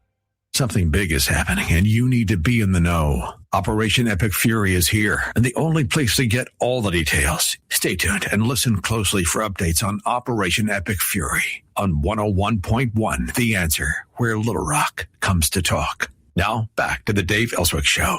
101.1. The Answer.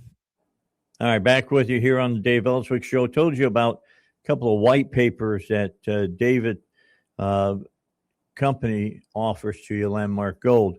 The first one is the Golden Era that has a silver lining, and David put that together.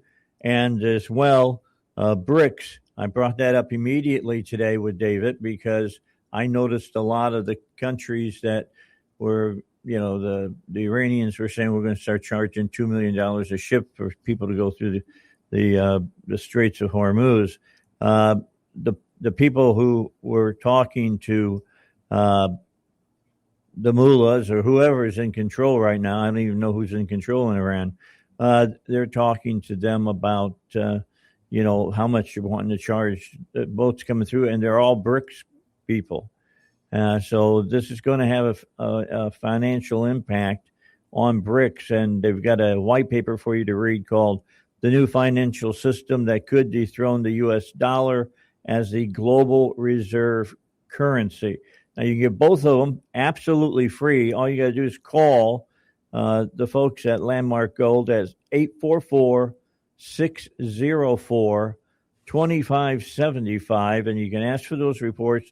You can also talk to them about investing in gold and silver. Now's the time to get into the market. I'm just telling you, it looks like it's going to continue to climb. 844-604-2575, or visit them online at landmarkgold.com. That's one word, landmarkgold.com. So, David, you're saying that we may not have a pullback on interest rates. When does the new guy go into the Fed and takes the place of Powell? That's May. If the lawsuits dropped that President Trump has against Jerome Powell for the massive spending on the refurbishment of the Federal Reserve building. So if that drops, then Jerome Powell will leave office and we'll get our new Fed Reserve chairman. But if President Trump doesn't drop that, then according to the Fed guidelines, he can stay on 2 more years. So I don't know. It's kind of that's another mess. Yeah. So yeah, we don't. I'm just being honest. I don't want to see Jerome Powell in there for another 2 years. I do not. I want somebody I think that has a little bit more action to their body than Jerome Powell does. I mean, he doesn't just look old; he acts old. Kevin Warsh is totally a different person, age-wise, philosophically, and politically. So it would be a breath of fresh air. Some people don't hold the same opinion that you and I have of Jerome Powell, and I respect that. I mean, he did some things that maybe not too many Fed chairmen could have done. I'll give him a little maybe credit. Maybe I'm stretching it a little bit. But, when the bottom line is the Fed's been acting way too behind the curve. And so whether the curve is raising rates or lowering rates, they come to the party too late. And that's one of the 3 main reasons why there's just been reversal. Maybe rates might go up is because the Fed is acting not normally like the Fed has been acting. So maybe it's geopolitical, politics, who knows? But Kevin Warsh will be a breath of fresh air, in my opinion. All right. So remember about the white papers, the golden era that has a silver lining, and then find out everything you need to know about BRICS, the new financial system that could dethrone the U.S. dollar as the global reserve currency. Call 844-604-2575 to talk to the folks at Landmark Gold, or go to landmarkgold, that's one word.com, and you can get those white papers for free. And then if you're not in gold or silver, I'm just telling you, you got to get into it. if you want to protect your investment. That's just an important thing to do. David Fisher, we'll get with you again next week. Sounds good, Dave. Thank you. Have a good one. We'll talk to you later. So that's a great thing that he's worrying you about. All right, 8:30, time for the news. Let's get to it. And Pakistan's top diplomat says U.S.-Iran indirect talks are taking place as the two countries offer opposing proposals. In a dramatic rescue, San Francisco fire crews saved a woman who had gone over a cliff and was stuck on the rocks with waves crashing below. Oil trading back above $100 a barrel. This is SRN News. Progressive's accident response can detect and send help when you need it most after a major car accident. But other accidents, you're on your own. Like when you accidentally call your wife Mom. When you accidentally say Happy Holidays on someone's birthday. When you accidentally wave at someone you thought was waving at you. We can't help with those accidents, but Progressive's accident response provides peace of mind after major car accidents. Progressive Casualty Insurance Company and Affiliates. Limited availability in California. Driver is responsible for emergency and towing charges not covered by the policy. My doctor told me my cholesterol is borderline, so I took control with Garlic Healthy Cholesterol Formula. Garlic helps maintain healthy cholesterol safely and naturally.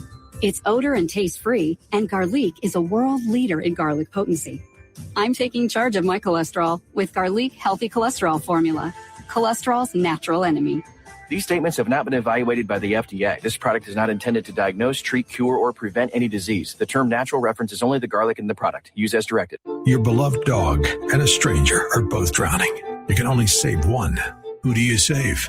Every time Dennis Prager asks that question, his audience splits three ways. 1/3 chooses the dog, 1/3 chooses the stranger, and 1/3 aren't sure. Why? Because we live in an age where increasingly feelings define right and wrong. But if morality is based on emotion, then murder, rape, and theft are just opinions. And if people feel justified, why is rioting or destruction wrong at all? In his new book, If There Is No God, Dennis Prager explains why civilizations cannot survive without objective morality and why Judeo-Christian values shape the moral foundations of the free world. If you claim that certain things are good, certain things are evil, independent of how you feel about it, you are in effect affirming God. If There Is No God by Dennis Prager. Available now at PragerStore.com. That's PragerStore.com.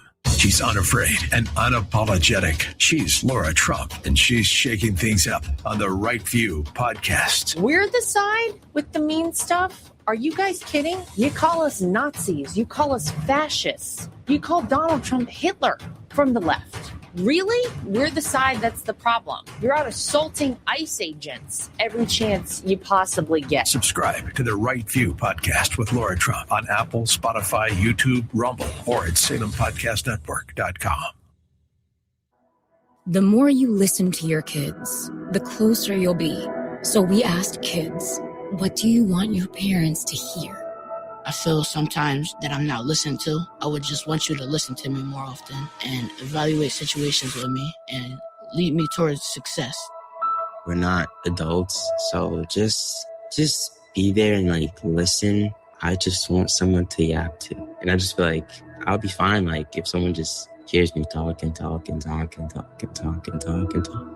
You're doing a really good job. And I don't think I tell you that enough. And I know sometimes we get into it. And it's just hard on both of us. But, try to understand me more. And I'll try to do the same. Listening is a form of love. Find resources to help you support your kids and their emotional well-being at sounditouttogether.org. That's sounditouttogether.org. Brought to you by the Ad Council and Pivotal. The Dave Ellswick Show is back. 101.1. The Answer. All right. Back on with you. And you who are watching the stream. Eating your donut. They delivered my donut to me. And when Jerry came in, he said, what kind do you want? And I said, let's get a filled donut for a change. I haven't had a filled donut in a long time. And he says, well, what do you want? And I said, if they got blueberry filled, get that. If they don't have that, then get, either white cream or chocolate cream. Chocolate. So he brought in blueberry. I, on the other hand, am being good. But where are they from, Dave? I don't know.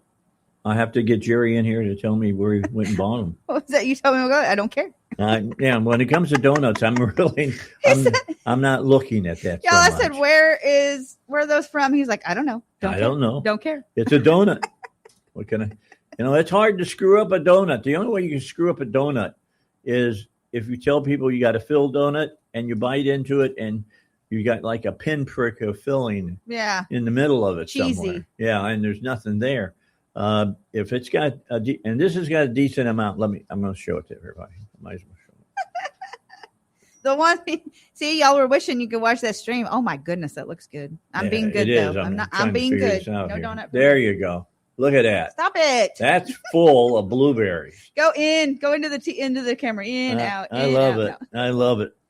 I like fat nuts. I really do. Shipley's has those little the little donut holes. Yeah. With the chocolate icing on them. Those are, I can't refuse those. Those are so good. I think you should have filled donut holes. Me too. Like a little bite, pop in your mouth. Yeah, that would be not messy. Not you know how long that would take to fill. I'd be in that. I'm just telling you. I'd buy the first dozen of them. They'd need a machine for that though. Otherwise, they'd have some. People would have to fight me over little lady just sitting there filling donut holes all day. Yeah. But they would be good. I would totally buy That them. reminds me of a funny story with one of my sons. My sons will tell you it's hard, and my daughters, even my wife, it's hard to tell when I'm being serious and when I'm being just ridiculous. And I had my oldest son believing that the Mars Company hired hundreds of thousands of people to paint the M on M&Ms. Yeah. And he bought it, man. Hook, line, and sinker. He did? Yeah. Oh, that's funny. And I told him, I said, no, it's sprayed on there. I said, think about this. How long do you think it would take them to paint one of those M's on an M&M? And think about how short the period of time would be that the people who are painting them would go mad. It would definitely go mad. Right? And tiny like that. Yeah, I'm just saying. Anyway, maybe what Mars Company did is they farmed it out to the Keebler elves. I don't know. Little mini stamps. I have no idea. But anyway, bottom line, that's just kind of things that if you were my kid, you got to put up with. And you got to be able to reason, Now my oldest son, I don't think you could pull the wool over his eyes about very many things anymore. He questions everything. His dad had to be questioned about everything as well. All right, so what else is going on with news? Coming up at 9:00, Enrico is going to be with us. Of course, he comes on and talks about the Iran war from the Israeli point of view, and we'll be talking to him about that. And at 10:00, you won't want to miss the first half hour because we're going to have Senator John Boozman on. And the first thing he's going to talk about is going to be agriculture, because he is the agriculture's chairman in the Senate, and he wields a lot of power as far as farm policy is going. So we'll talk to him about that.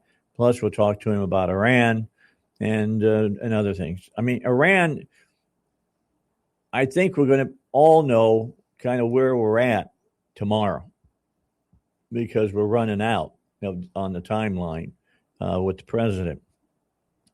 It will be interesting to see what happens, because the president keeps saying he's having talks, and our people are having talks with the Iranians, and the Iranian media keeps saying, we're not having any talks. Right. That's what I mean. So who is he talking to? Yeah, it's going to be interesting. I wonder if they read his book. I don't know. Oh, we need to go get his book. Yeah. Read the book. I have to see what's going down as far as that. The art of the deal. Now, here's something that's happening right now. If you don't believe things are changing in the Middle East, this story should change your mind about it. There's increasingly bold and strategically serious moves by the fellow Muslim nations in the region of Iran, in the Middle East.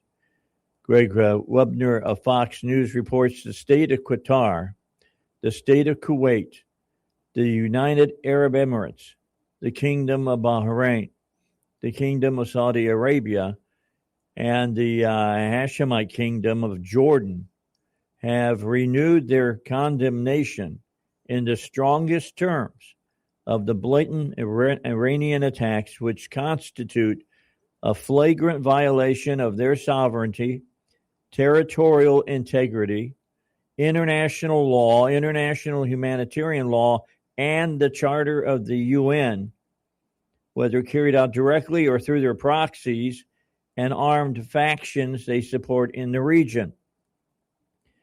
Now that's what these nations said. They all signed this piece of paper that had this on it. These acts are a breach of international laws and conventions and a blatant violation of United Nations Security Council Resolution number 2817, passed earlier in the year, which explicitly demands that Iran immediately and unconditionally cease any attacks or threats against neighboring states, including through the use of their proxies, Hamas, Hezbollah, the Houthis, and all the rest. Additionally, the nations reaffirmed what they described as their full right to respond to the ongoing attacks under international law, which guarantees the right of states to self-defense, individually and collectively, in the event of aggression, and our right to take all necessary measures to safeguard our sovereignty, security, and stability. I'm going to just tell you right now, that's the first time I've ever heard all the Arab nations speak out against another Arab nation. Yeah, no, that's history in the making right there. That's huge. It is very, very big. And maybe it's going to, we should look at that and say tomorrow may be a really good day. Another story that's going on right now is the UAE. They've been a partner with us for some time in helping us. And they are doubling down now on their partnership with us. The Minister of State for the United Arab Emirates was bullish on the partnership with the U.S. in her conversation with Brett Baer on Fox News yesterday. The UAE has fought side by side with the U.S. in over 6 coalitions in our history. We have shared values. We have shared history with the U.S. We have an interoperability with the United States. Now, this is UAE talking. They are a clear partner to us in regional security, and we intend to double down on that. Today, we are looking at a threat to not only our region, but to the international community at large that needs to be stopped in whatever way possible. The UAE is always for a diplomatic off-ramp at the end of that. We need to use diplomacy, but we need to use diplomacy when Iran understands that its behavior as a rogue actor is not acceptable, neither to the region nor to the international community. The UAE has taken a disproportionate number of missile attacks from the Iranian terror regime. Quote, by hitting the UAE, it is seeking to undermine the role it is playing in linking the wider region with outside actors and to cause wider ripple effects in the global economy in terms of trade and investment, in addition to the ongoing efforts to impose costs in the global energy markets. That according to Brian Katulis, senior fellow at the Middle East Institute. And to finish this all up, the Hill reports, since the conflict started, UAE air defenses have engaged with 1,789 drones, 352 ballistic missiles, and 15 cruise missiles. That according to the UAE Minister of Defense, the aerial attacks have led to the deaths of 2 UAE members of the armed forces, along with the deaths of 6 other individuals. More than 161 people have been injured. So the other folks there in the Middle East, Iran's losing. They're out on an island by themselves. And you remember the old song and poem, "No man is an island unto himself," blah, blah, blah, blah. Well, that's where Iran's finding themselves. They have literally ticked off all their friends in that area, and their friends now are turning into their enemies. And for us, as conservatives, we are seeing history in the making right now. In all honesty, if Iran comes to the table and says, "We're done, we're not going to pursue for a nuclear weapon, we're not going to fire any more ballistic missiles at anybody," blah blah blah blah blah, so that the United States and the folks at Israel will stop bombing us from the air, because we got air superiority right now over Iran. Iran doesn't have a military plane up there. They don't have it. We own the skies. I'm surprised they have anything left. I mean, it's ours. The skies are ours. And the last piece of leverage they got is the Strait of Hormuz. And, there could be a big battle there before it's all said and done. If Iran tries to take on our Marines in that area, that will be a wrong thing to do. I'm just telling you, that will be a wrong thing to do, and they will be in for the beating that they've never, ever have gotten before. So we'll see how it happens. What goes down. I mean, I understand some of you are getting, antsy, and you're saying, this could turn into something a whole lot bigger. Well, I don't think it's going to, just because of these Middle East nations that are speaking out against Iran. I mean, there's some poll numbers that are out now. If you put any trust in poll numbers, I really don't, unless I know exactly what the question was that was asked. But let's look here. It's big story today was that things were falling apart for Trump with Republicans. I looked at the numbers, and it's BS. It's not happening that way or not. They reported today on Fox over 90% of the Iranian missiles have been intercepted. And Trump has sent another warning to Iran after the regime rejects the ceasefire proposal to end the war. We've put ground forces in the Middle East now to protect the free flow of energy through the Gulf of Hormuz. Israel says the Iranian leader who ordered the Strait of Hormuz closure was killed in a targeted strike overnight. So it's awful interesting what is going down right now. It really, really is. And it's going to be interesting as this plays out tomorrow. Because if the Iranians don't get serious and come to the table, we're going to take out all of their power networks. There'll not be a kilowatt of electricity across that whole nation. That's big. That's big.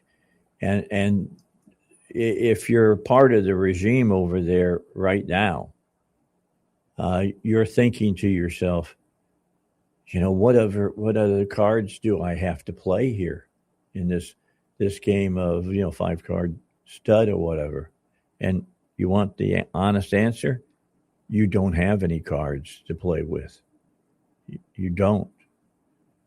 Nobody's going to come to your aid because everybody literally hates you now.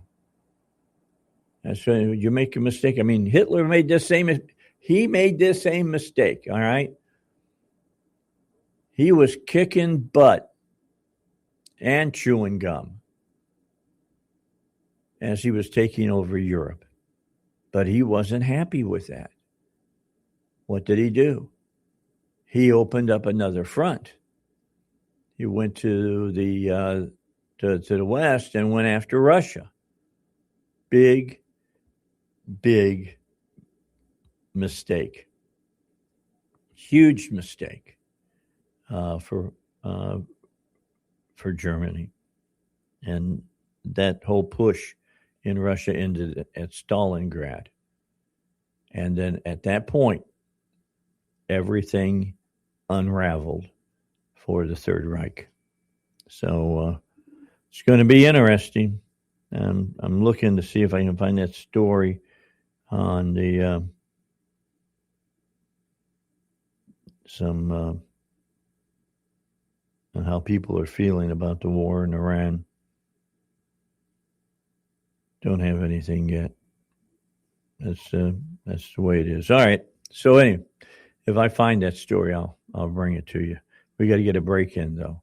It's 8:51 here on the Dave Ellswick Show. That translates to 9 minutes till the top of the hour.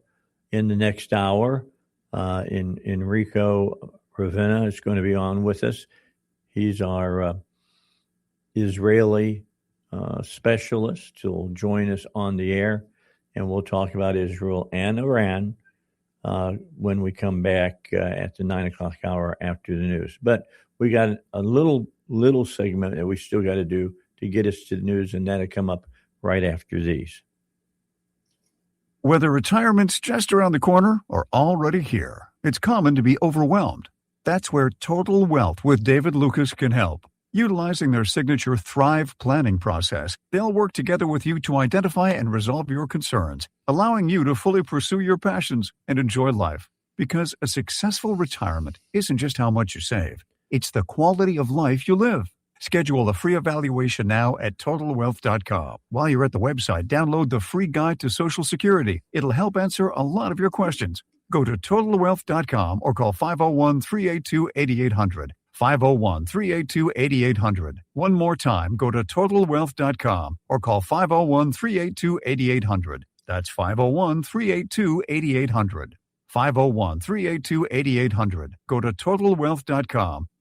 Investment advisory services offered through Lucas Total Wealth, an Arkansas registered investment advisor. Arkansas Insurance License number 161527443. Feel like you're trying to push a boulder uphill wearing skates? If you run or manage a local business today, you're challenged like never before. We get it, and we want to help. We're Salem Surround. We're a full-service marketing agency that'll help you increase your customer base by designing incredibly effective plans to reach your consumers day, night, and everywhere they might be. If you're a local business and ready for the next step, Google Salem Surround Little Rock today. Our experts are ready to help you take your marketing to the next level. Have you written a book and want to get it published? Christian Faith Publishing helps thousands of authors just like you publish their books with a company dedicated to strong Christian values. And to help you get started, we want to send you our free writer's guide, packed with tips, tricks, and templates for authors. Christian Faith Publishing reviews every book submitted to us. And if your book is approved, we'll edit, design, print, promote, and distribute your book online and in stores everywhere. Imagine seeing your book in specialty Christian bookstores, Amazon, iTunes, Barnes & Noble, and many others. It all starts with a completed manuscript and one call to Christian Faith Publishing at 888-521-4447. If you have a novel, children's book, poetry, biography, or any inspirational work you've written, we can help you get it published today. Shouldn't you work with a publisher who shares your Christian values of integrity and honesty? You can get your book published. Get your free writer's guide today. Call 888-521-4447. That's 888-521-4447. 888-521-4447.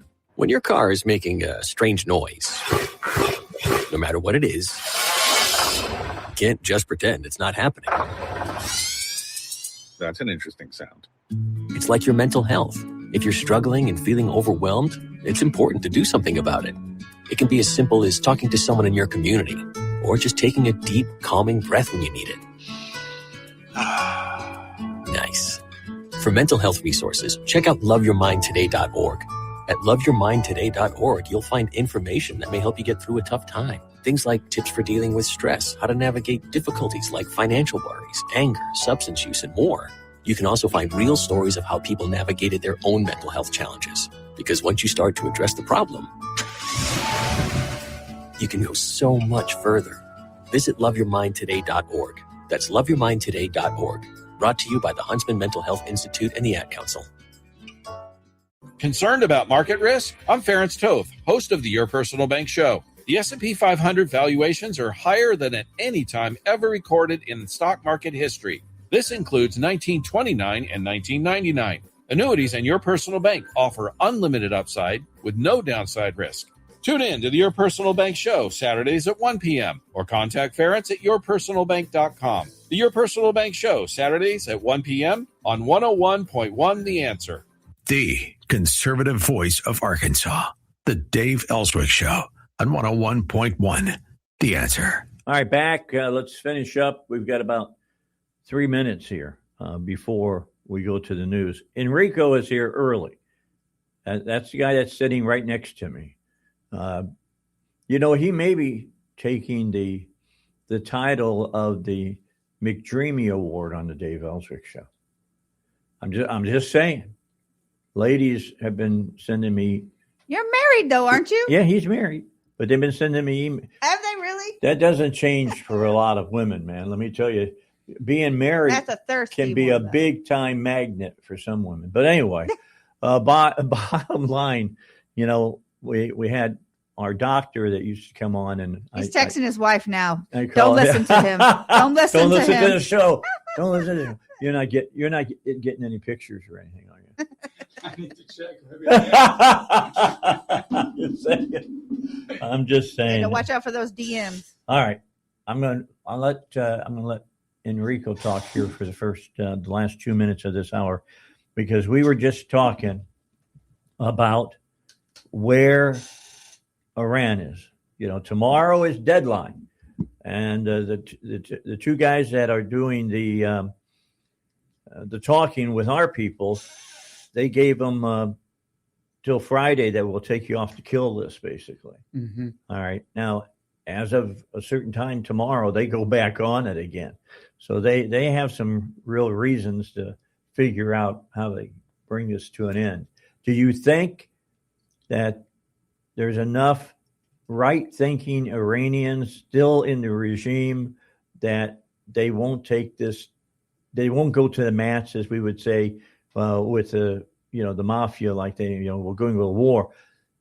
I don't think they want to push it that far, all the way to the floor, because today those 6 big Middle East countries came out and basically told them to stand down. Mm-hmm. I think what we're seeing right now is extremely interesting, because you have the Iranian officials, regime officials, pushing as much as they can, right? Yeah. I mean, their list of demands is kind of silly, if you're asking. Crazy, yeah. But also you have Trump on the other hand, and I will give it to him. He made a very, very good move on anchoring and establishing a very clear walkaway point. So it's going to be interesting to see how the Iranian regime officials respond to that tomorrow. That combined with the Middle Eastern countries that are pushing back on them now, there's a lot to uncover here. A lot to uncover. We'll talk about it, all right? We'll be back after the break and after the news, and we'll talk about the Iranian situation. We got Enrico for the next hour, so stick around here on the Dave Ellswick Show.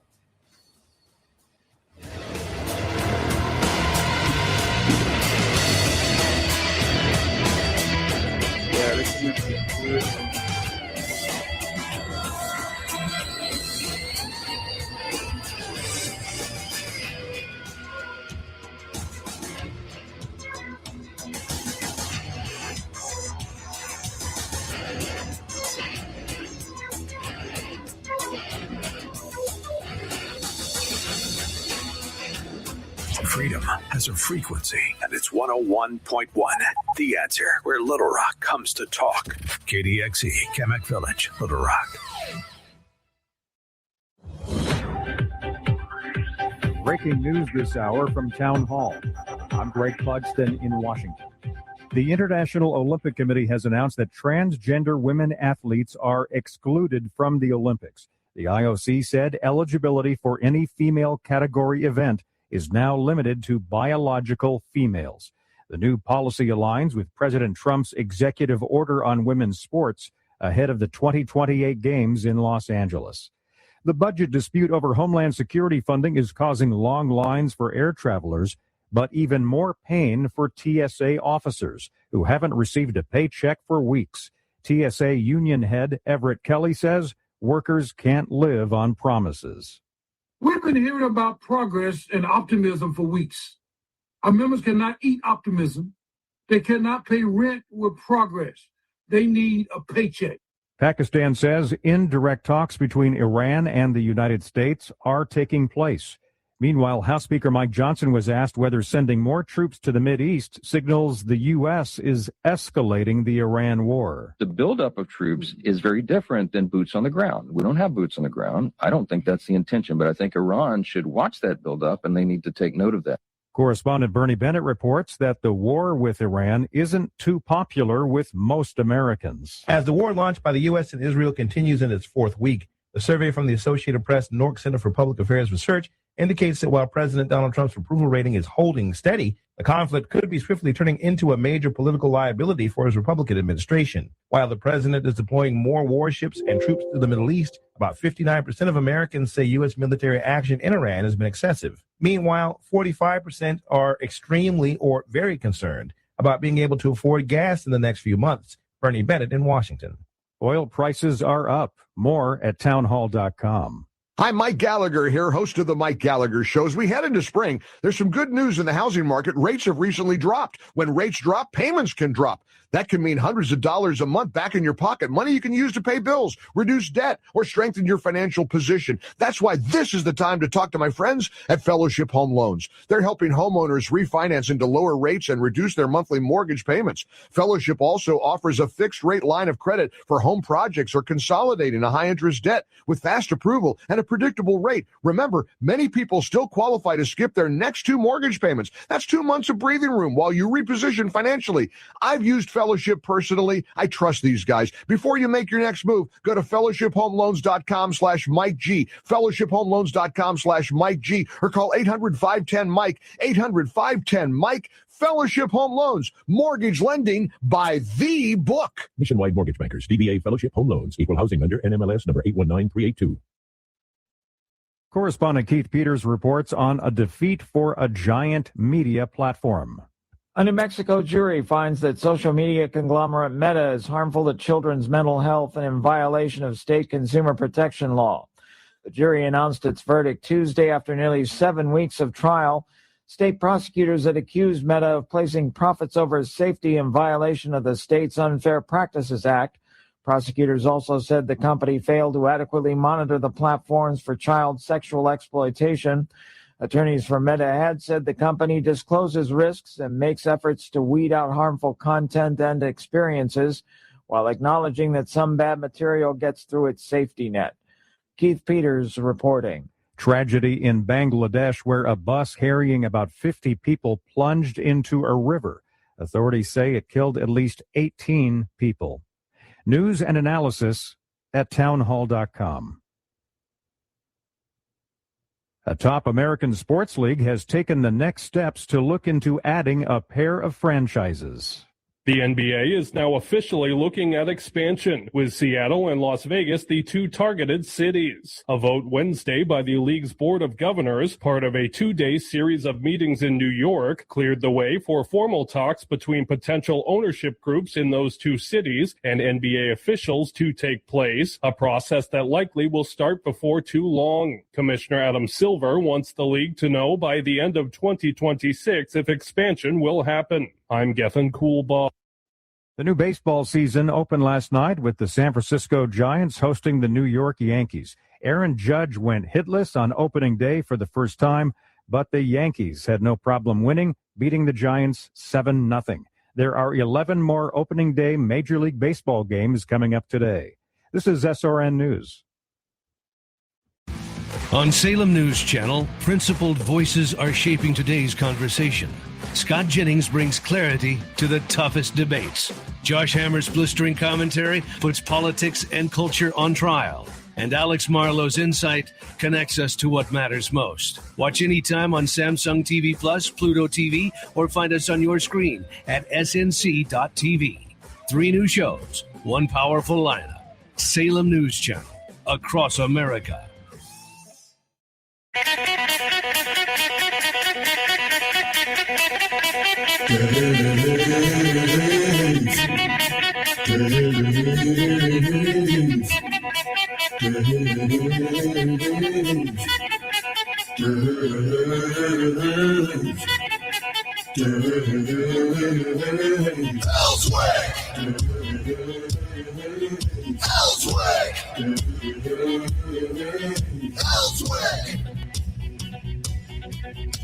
All right, 9 o'clock hour. Boy, first 2 hours went fast. I know this hour is going to go fast because we're going to talk about Iran right now. And Enrico Ravena is with us, and Enrico comes in basically whenever I ask him to take on the look at what's going in the Middle East. Can I talk to you about you're how old? Are you in your 30s? Mid-30s. Yeah. Okay, mid-30s. I'm in my early 70s, all right? And I can tell you right now that what Trump is doing has been necessary since the 70s. Mm-hmm. But no American president had the cojones to do it because they were afraid they'd be looking at what they're looking at right now with Iran still, flipping us the bird and say, go ahead, do it, kind of thing. I don't know. I guess that the regime over there wants to have, death by cop, so to speak. But they're in a no negotiating place. I mean, what do they got to negotiate with now? Zip. We can take care of the Straits of Hormuz if necessary. Right. We can take care of it. And because now European countries are starting to come around and say they'll work with us to keep the Straits of Hormuz open. There's 6 Arab nations that are telling Iran, we won't back you on any of this stuff. Mm-hmm. I mean, they are literally somebody that is out on an island and has nowhere to turn. You want to talk to somebody? Talk to a mirror, because that's the only people that are going to talk back at you. Mm-hmm. And yet their list of demands is just ridiculous. Yeah, it's crazy. We were talking about they want guarantees that, the U.S. and Israel won't attack them again. Hey, here's a guarantee for you. Just don't do what you're doing, right? Stop doing what you're doing. Don't try to develop a nuclear weapon and quit firing ballistic missiles into other countries' backyard. Right. And it just shows how restrained the West is when it comes to attacking, right? Like we were talking about how this is well overdue, right? Since the late 70s. Look at how long it's taken the West to really realize, and strong leadership too, not just the West as people, but also just really, really strong leadership that understands that the alternative is much worse, right? To anyone who tells me against what's going on with the war on Iran right now, I say, well, what's the alternative? Are you okay with the alternative? Are you all right with Iran and what they're doing over in the Middle East all the time? And on U.S. soil? Are you okay with their influence on our college campuses? Are you okay with their influence on our culture? Are you okay with their influence on the West? Because you still need allies. And even though they're not necessarily influencing you, they're influencing Europe. They're influencing a lot of other countries, right? All of their terrorist proxies. Look at what's happening with Hezbollah now in Lebanon, right? So at the end of the day, the fact that, let's assume for a second that they're not attacking you, but they're creating this, I want to call it like almost like a proxy coalition around the world and influence such as to, when you do wake up and realize that this is a fight that you have to fight, it's going to be too late. Right? Like, what are we waiting for? Are we waiting for them to become more powerful, to become more influential? I think this is the time. You want them to rebuild? Right, exactly. Like, again, there's this funny thing about psychology of influence, or like behavioral psychologists that say you can always flip the script on someone, right? And when people ask me a question, I can always flip that back to them and say, well, what's your alternative, right? Run me through your logic. run me through, like, what do you see happening, right? Because I've been on college campuses, and our situation is dire. I mean, it's not looking great. Look, I mean, we have college students now protesting this war with Iran, and they don't even have the closest idea how just ridiculous that is, right? Well, we're killing bad people, all right?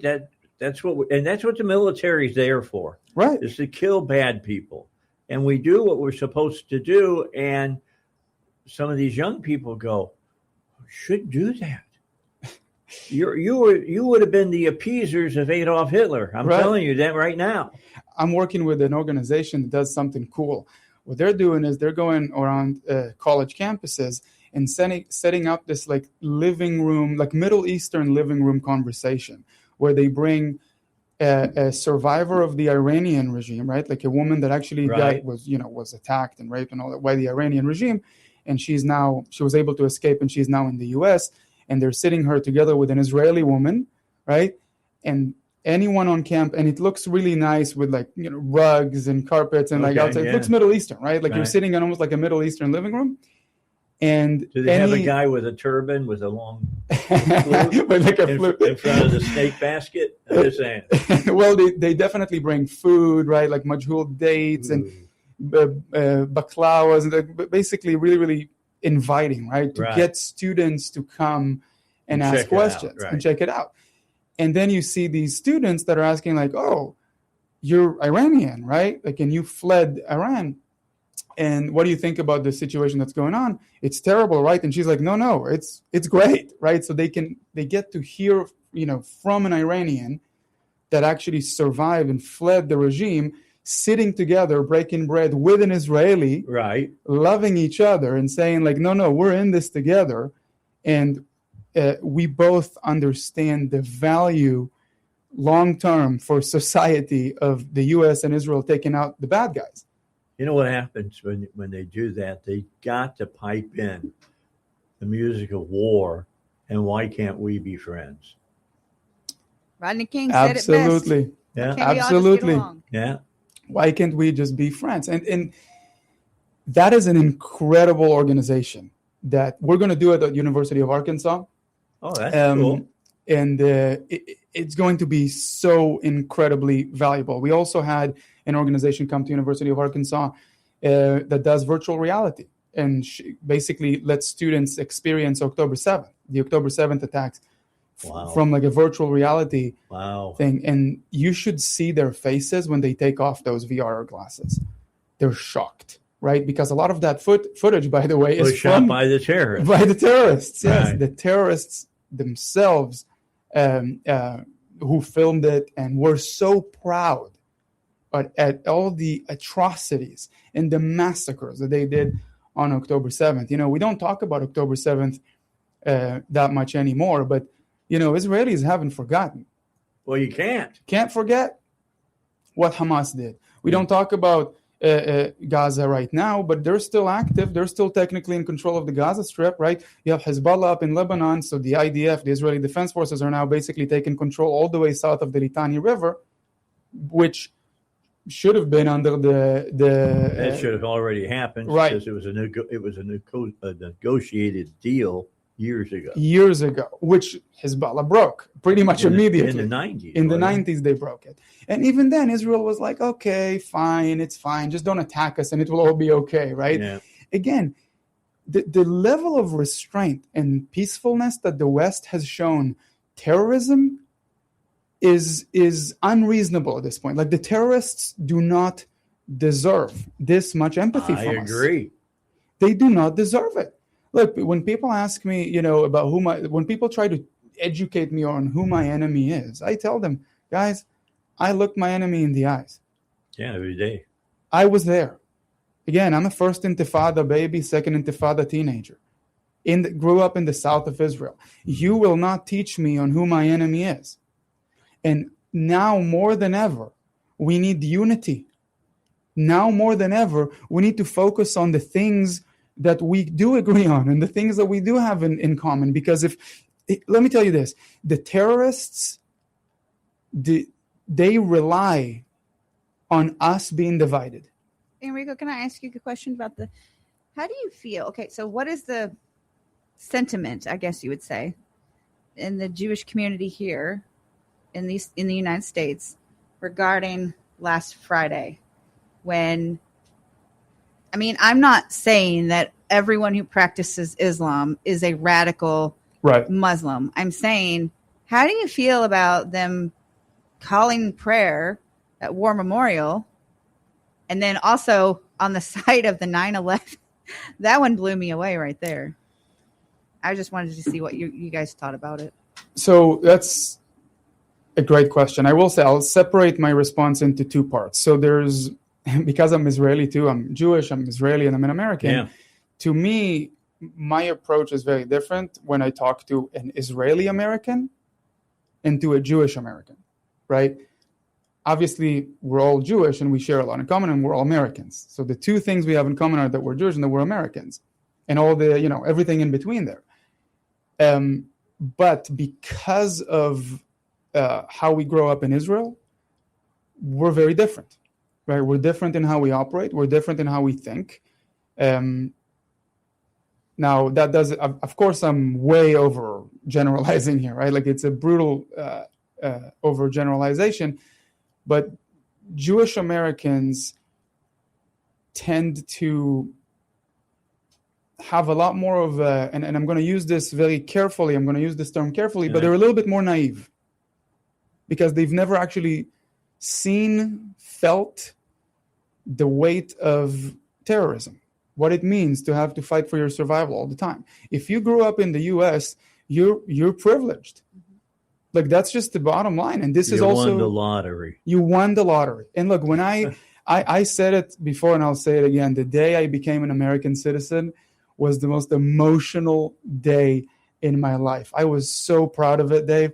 I felt like I earned it, right? It took me about 6.5 years to become a U.S. citizen. I had to pass the tests. The USCIS, the immigration officer, asked me if I'd be willing to join the draft to serve. Right. I looked at him and I laughed, Dave. You know why I laughed? I said, I told him, no, and I told him, if America needs me, I will race you and beat you to the bus. Right. If America calls on me to serve, I will race you to that bus and I will beat you. I will win that race. I'll be that first guy on that bus if America needs me, because I understand how incredible. This is not just the lottery, Dave. This is the, what do you call the mega millions? Mega millions. This is this is a whole ball of wax. Exactly, the whole ball. That's exactly what it is. And when people overly criticize and overly judge, it just shows me that they don't understand what the alternative is, right? You really did win the lottery if you were born in this country. Yeah. And a lot of people that come to me say, when they express this level of criticism, I say, look, you have the privilege to think this way, right? And I'm happy that a lot of people are willing to fight so you will still be able to think this way. And you can say it out in public. Right. You do that over in Iran. Get shot. Yeah, you will be hanged, shot. Yeah, you'll be hanged, shot. Like the wrestler just did recently. Exactly. So, but the way I see it, I don't have that privilege. I don't think this way. I value and cherish everything I have here, right? Early on, in the early days, when people asked me if I like America, I said, well, I think that's an obvious. That's not the right question, though. I appreciate America and I value America. Liking it is it goes without saying. But it's much deeper than that. So to go back to your question, though, Jewish Americans, and again, I apologize to all the Jewish Americans that are not this way, and you have to experience it to understand. Right, and please assume positive intent here. If you're listening to this, they tend to have that privilege and be a little bit more naive than Israeli Americans. Israeli Americans are a completely different point of view at this point. They get it. They've been there. They've been there. They're like, no, listen, buddy, we get it. Like we were there. In fact, I don't know if you noticed, but every time something like this happens, a war with Iran, an operation in Gaza, so many Israelis that live outside of Israel get on planes to go back to Israel. Yeah. to a war zone. Like how absurd, like how, protect what's yours. Yeah, exactly. I mean, I get it. So many Israelis are looking to get back to Israel on the first flight out. They're like, I'm going to go back. And that's what I respect about, because here's the thing, you have so many other nationalities that come over here. They're escaping. They're not trying to fix it. Right. You know what I mean? Right. And it's like, you're running from your own country. What are you going to do when it's time for us to fight someone and we need you to do that? Exactly. You're going to run somewhere else? Like, what's, what I tell people is always be part of the solution, not part of the problem. Right. Problem makers are never going to get anywhere if they're not going to also provide the solution. By the way, this is true with everything we do, right? If someone gives me pushback or resistance to anything I want to do, right, even in my position as the executive director of the Jewish Federation of the state of Arkansas, right, then I always say, then, okay, what's your solution? Because I know you didn't just come here to complain. Right. Right? Yep. So, again, when we see that, Val, it's a warning sign for us. It's like a slap in the face. It is. Because for us, I mean, that's what I would feel like. We understand what happens when you allow for the slow overtaking of your values. And a lot of people like to use the word, it's a slippery slope. Well, this is also a slippery slope, right? Yeah. It's double meaning here, right? You can apply that term to anything. Do you think that they're using the American freedom of religion to undermine America? Yes. Like I've long thought that that's what they're doing. They're using it against us, and also to bring the war here on our soil, because there are so many Jewish immigrants here. I feel like that they're bringing it here and slowly eroding, and having people like the Democratic Secretary of State for Arkansas, the candidate, go there and put a voting booth out and say, well, these people are so nice. And of course they're nice. Where wouldn't go and be around them if you knew their other plans? I'm not saying they're all bad. I literally bought Girl Scout cookies from some Muslim girls the other day that came to my door. Like, I'm not saying that. I'm just saying it just tends to be. Look, I mean, I will say. Why are you flooding our country if not? Like. Okay, let me take a break. Okay, we got to get a break in. We got news at the bottom of the hour. We got Enrico here in the studio. I'm Dave Ellswick. Stick around. Interesting discussion going on right now here at the Dave Ellswick Show on The Answer. We all hear the radio ads about the IRS. They tell you to be afraid, to be scared, and they try to frighten you into calling. I'm not here to do that. Tax Relief Advocates is different. TRA is here to tell you that if you owe money to the IRS, whether it's $5,000, $50,000, or $500,000, we have a solution. It doesn't matter if you're sitting in your car, at work, or with your kids. No matter where you are, call now. 800-575-6745. Don't lose hope. TRA can eliminate or reduce what you owe to the IRS. Generous programs are now available that can give you a fresh start. Our passion is taxes and helping individuals fix their IRS problems. We have over 1,000 5-star reviews on Google and an A+ with the Better Business Bureau. You don't need to be afraid of the IRS any longer. End your tax nightmare today by visiting us online at TRA.com or call 800-575-6745. That's 800-575-6745. Tax Relief Advocates. Real solutions for real people. Right here in our backyard, sellers trust Purple Wave Auction to move their equipment, from excavators and ag equipment to trucks and specialty trailers.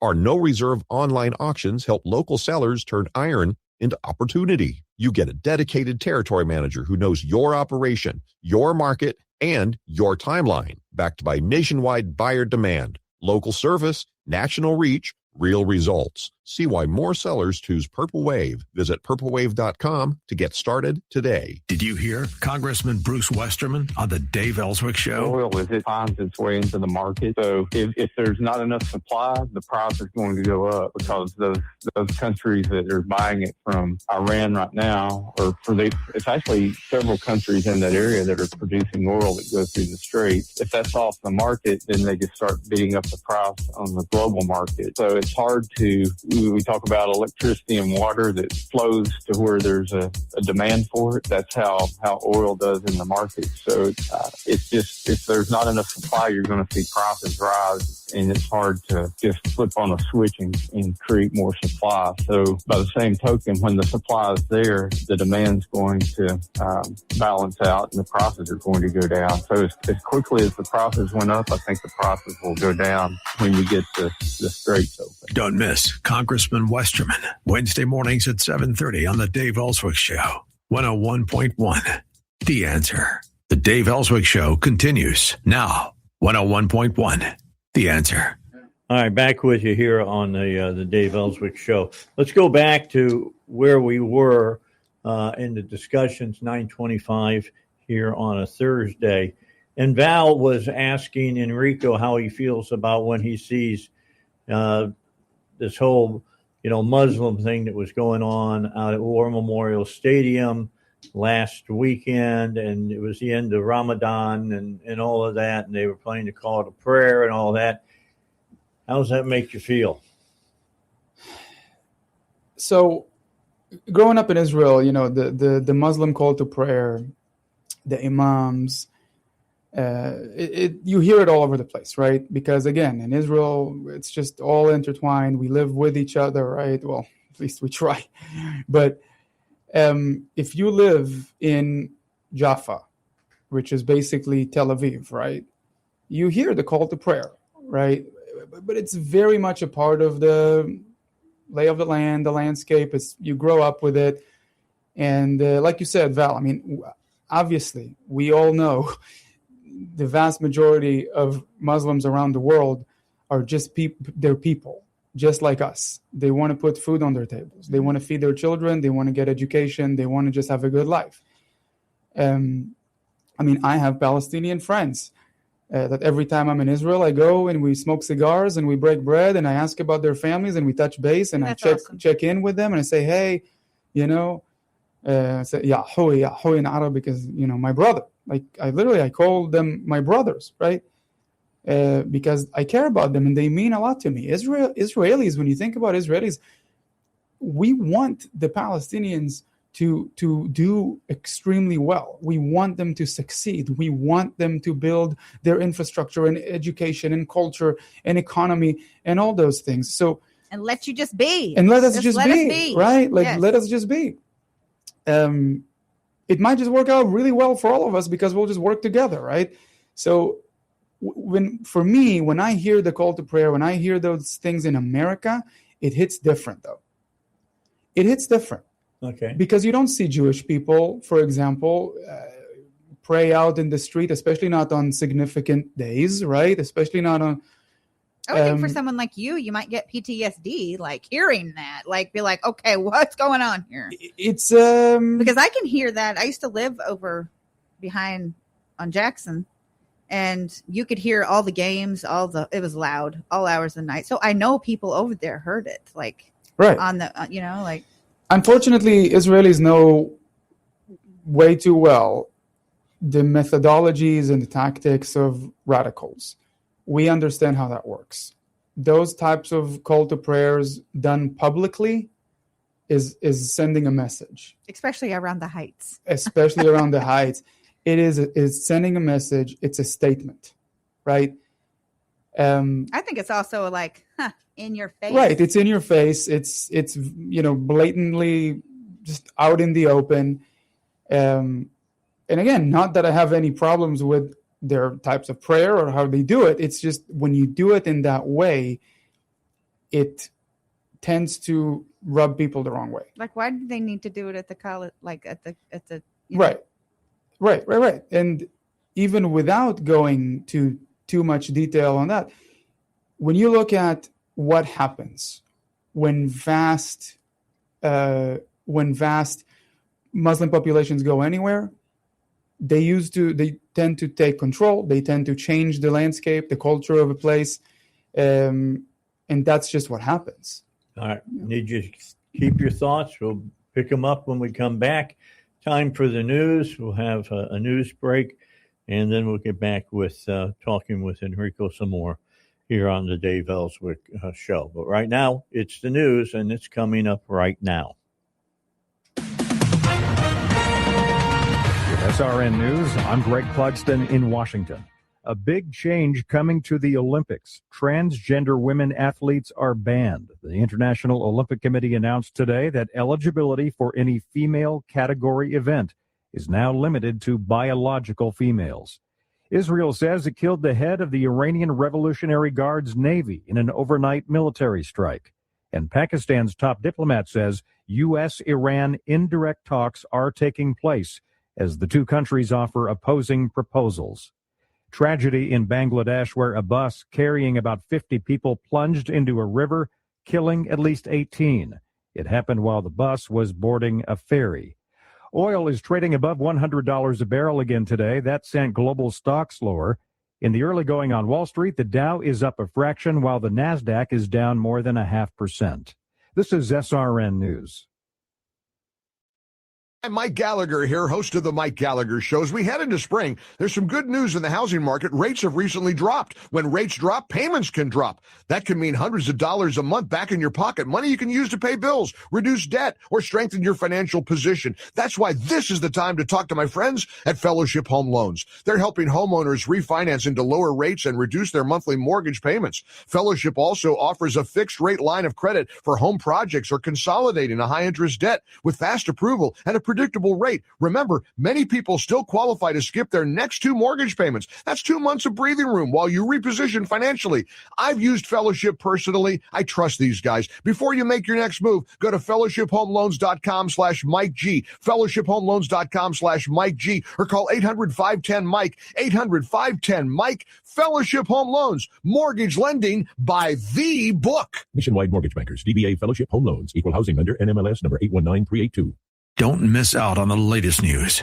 Operation Epic Fury is here, and we're giving you the inside information. Make sure you're listening for all the details on Operation Epic Fury, right here on 101.1 The Answer, where Little Rock comes to talk.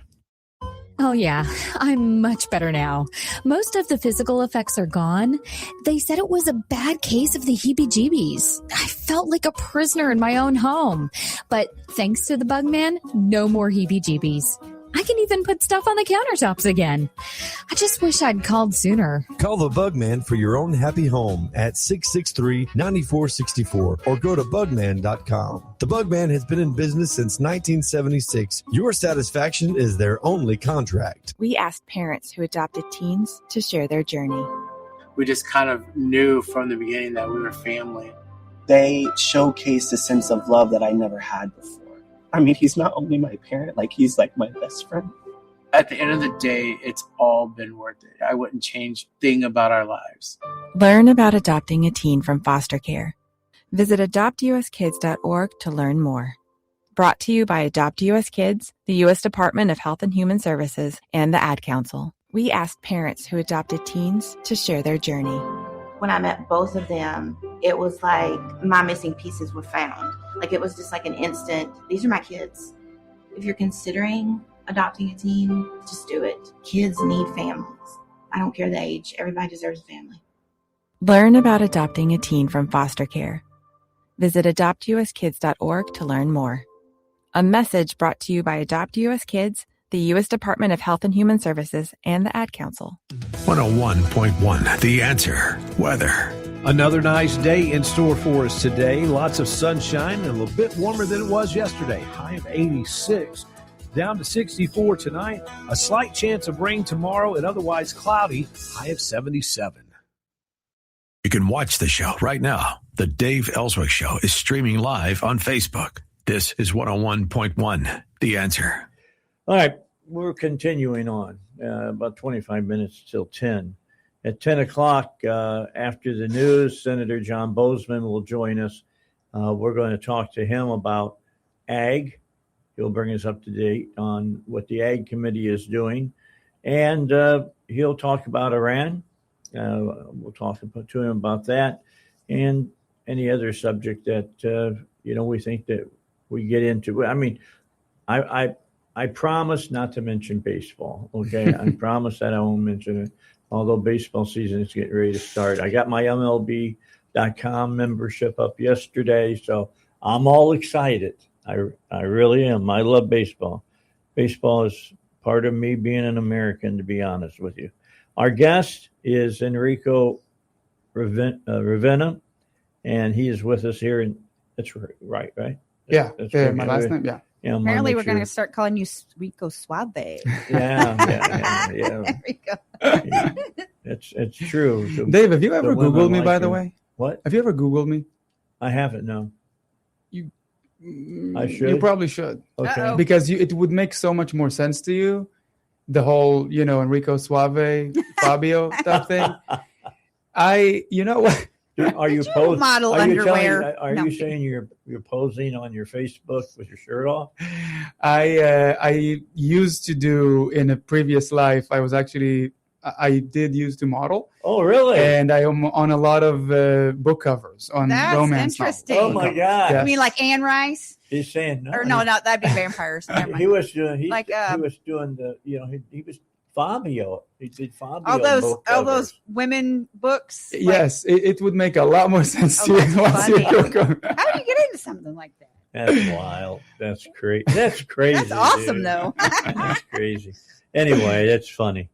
But yeah, I mean, I've had women already asked, is he single? And I go, he is happily married. Happily married. He's a happily married man. So leave him alone.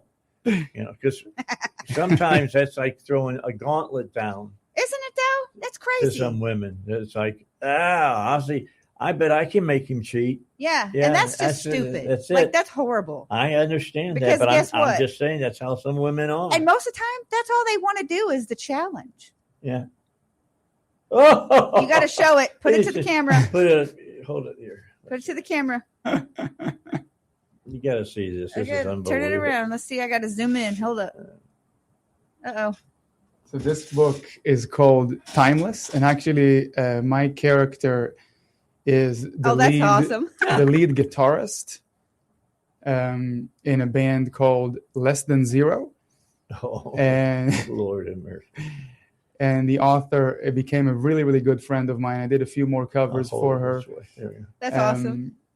That's just one of the books I'm on. I'm probably on close to 30 books. Good God.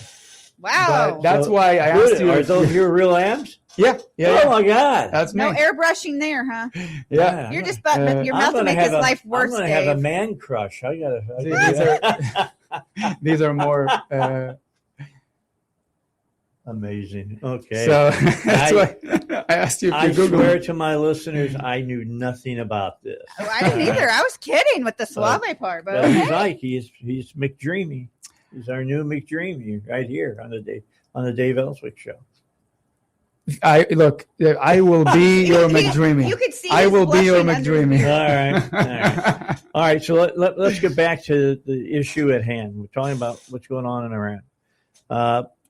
We're going to deploy Marines, it looks like, to Kharg Island. Yeah. That is not Iranian territory, is it? Right, it's not. Okay. Right. So they're over there, they're unloading oil there and whatever. We're going to stop them from doing that. Mm-hmm. Well, we've already stopped them. I mean, we destroyed almost every structure that's on the island. And the only thing that was still in good working condition were the pipeline. Right. I mean, including about like 6 warehouses earlier this morning, something like that, in a few strikes. Yeah, I mean, it's the Iranian crown jewel, right? I mean, when you're thinking about 90% of their oil reserves and all that, it is, they don't want you to have anything to do with that island, right? Which is exactly why we're going to have everything to do with that island. Absolutely. When you think about strategically, militarily, what that island means to the regime, you have to send people out there. Now, we were talking about how some people think it's not that many Marines, right? Well, anyone who says that, I think, just doesn't know what Marines are capable of. That's right. To the tip of the spear, always. One of my best friends, he was a captain in the Marine Corps. Actually, funny story, Dave. I met him on the set of Guardians of the Galaxy 2, the movie. Really? Yeah, I did a lot of acting and modeling. So I met him. He's a film producer now. I met him on the set of Guardians of the Galaxy. Marine guy. Anyone who says anything like that about Marine, I said, you just don't know what Marines are capable of. Yeah, that's true. One Marine can do quite the damage. So when you look at that island and what it means, right, to take control over that island, especially if you have allies that are coming in and saying, we'll help with the Strait of Hormuz, right? It's game over. Like you said in the beginning of the hour, right? Like they have no bargaining tools. They have no negotiation power, which again only goes to show how peaceful we are trying to be, right? Because why would Trump even want to go for a deal? Why would Trump and Netanyahu even say, let's make a deal? Let's not make a deal, right? No, now you want to make a deal with me when I'm winning? But here's the thing. They don't really want to make a deal. Look at their list of demands. They're unrealistic. Now, Trump and Netanyahu are doing these days, this war is going to be written in the history books as one of the most strategic collaborations in history. Because on one hand, you have Trump that is saying, let's go to the negotiation table, right? Now, with a very clear message, I have my anchoring point, like he's anchoring his demands fairly high, but also he has his walkaway point. He's saying to the Iranians, you will not have nuclear weapons. Yep. Period. You will not have them. Correct. There is not a single deal to be had where you still have or are going to be able to put your hands on nuclear weapons.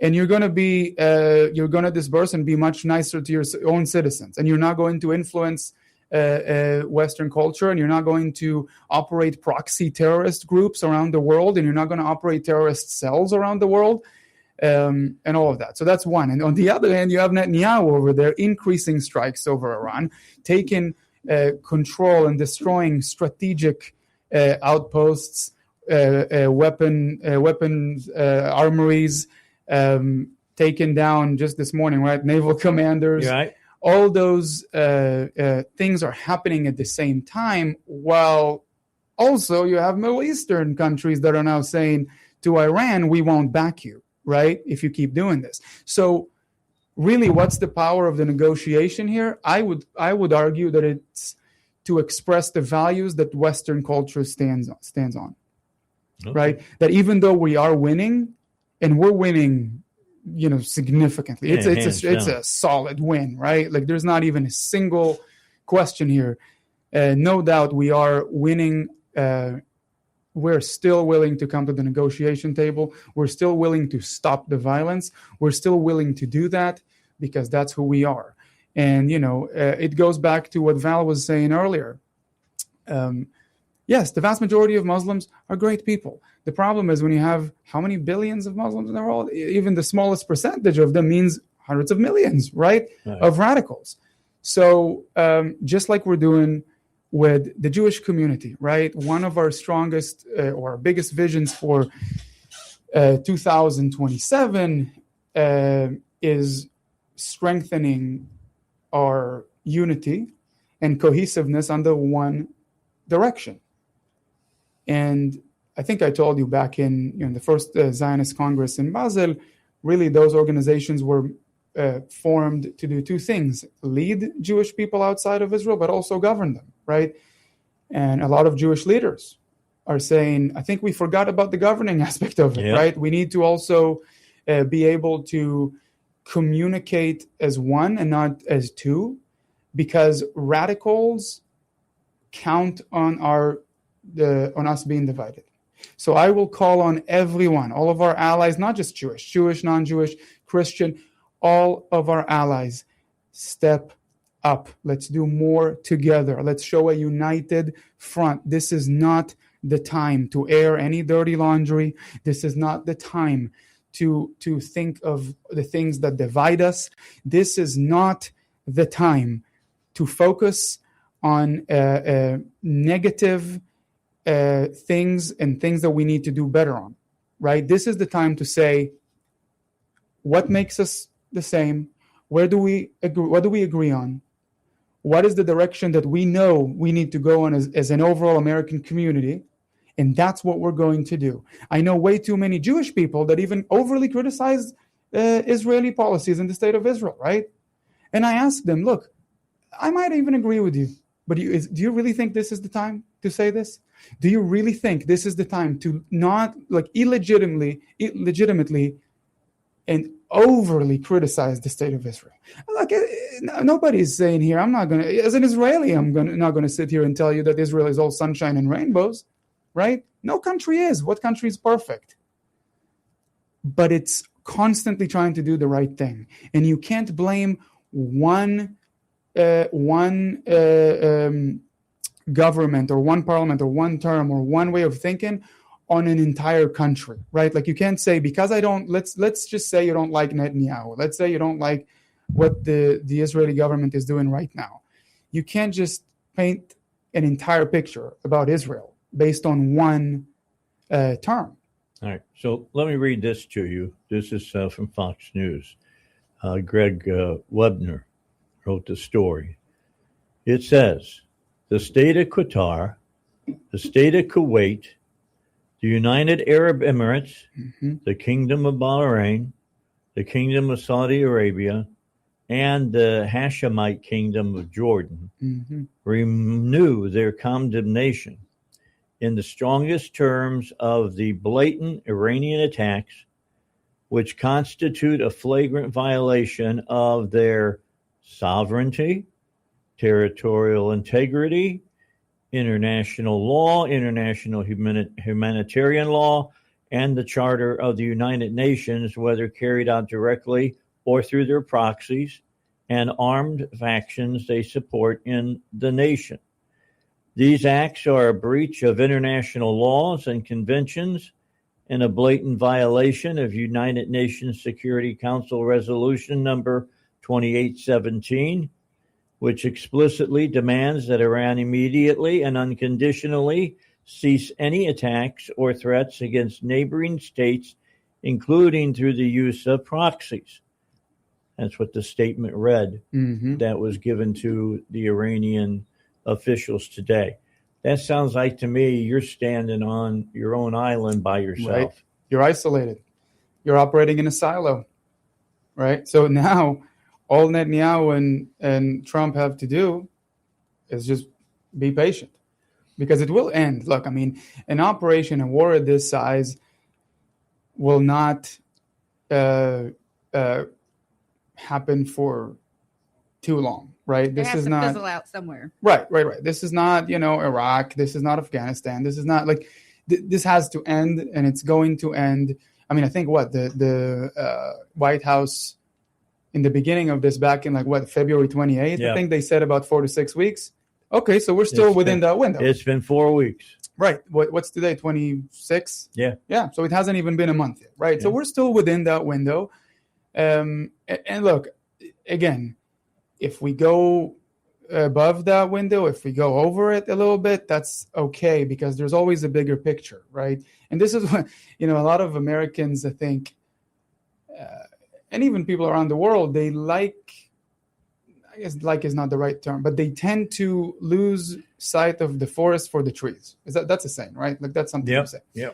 Because they focus too much on the small details rather than the entire picture. War is messy. Peace is messy. There's a saying, it sounds better in Hebrew, but it says peace is very violent.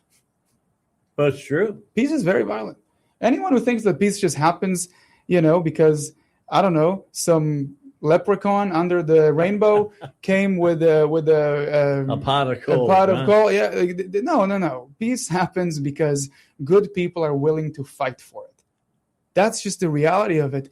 And we all know it, right? Val, you know it. Dave, you know it better than most people, right? Thanks to your service and thanks to everything you did for this country and our people. There's some things you'll lay your life down for. Exactly. And peace in that sense is very violent. And humanity has shown us that. Look, I can sit here and tell you, I wish humanity would do better. And I wish that, we didn't have to resort to these, because I'm a very peaceful person, right? I'm a very, very peaceful person. I'm against violence. I always prefer peace. friendships, togetherness. However, I'm also what we call in Israel, I'm a happy warrior. I prefer peace, and I don't want to be at war. But if I find myself at war, if I find myself under attack, I have no problem being there. Yeah, I feel you there. Yeah.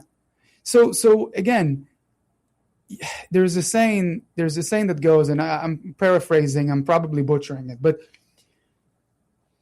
not being able to inflict harm and being peaceful is not peaceful. That's just weakness. You're just weak. You're not peaceful. But being able to inflict harm, being able to do damage and to a certain violence, and choosing peace is being peaceful.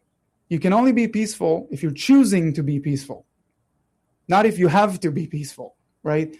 Again, I think I butchered that completely, but you get what I'm saying. Yeah, when you're provoked, you will do what's necessary. You have to do what's necessary. And if you're weak and you can't do anything about it, that doesn't make you peaceful. Right. Always remember, the military is there when you need them to go somewhere and break things. That's one way to put it. The military does not,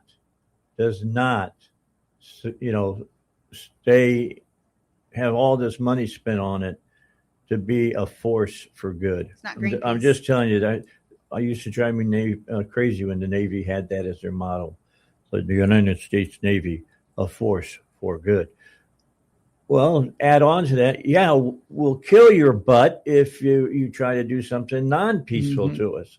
I mean, that's the bottom line on it. I would add the word for the greater good. Yeah. That's what I would add. I would just add one word, because sometimes we have to do things we don't like to do. Well, breaking things is the role of the military. I never deluded myself to think that, what I do is I go where American troops are and play music on Armed Forces radio. Right. No, I had my marksmanship medal and the whole 9 yards. Wow. Yeah. If you want to play games and games that you shoot at each other, I'm your huckleberry. Right. Okay. I'm your pallbearer. That's what I am. All right. Let's take a break. We'll be back. Finish it up with Enrico. I'm happy to say that he's going to join us each Thursday now here on the Dave Ellswick Show, unless he's out of town. That's great. I'm looking forward to this. All right. Let's take a break. Final break, and then we'll be back. Don't forget, coming up 10:05, Senator John Bozeman here on the Dave Ellswick Show. This is 101.1, The Answer, where Little Rock comes to talk. Start your morning with a voice you know and trust. Dave Ellswick, bringing you the issues that matter to Arkansas, the news behind the headlines, and conversations you won't hear anywhere else. Then in the afternoon, stay informed and fired up with Doc Washburn, breaking down the biggest stories of the day and what they mean for you. And all day long, hear from some of the biggest voices in talk radio. CNN's Scott Jennings, Mike Gallagher, and Larry, bringing you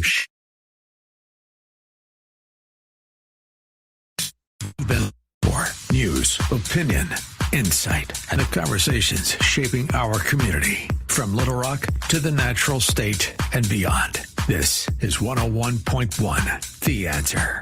101.1, The Answer, where Little Rock comes to talk.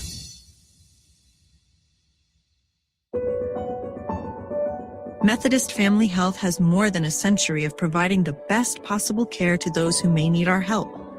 As we move forward through our second century, we are adding another nonprofit behavioral hospital for children and adolescents to our complete continuum of care. No matter the names of our programs, Methodist Children's Behavioral Hospital, Arkansas Cares, Methodist Counseling Clinics, we are all Methodist Family Health.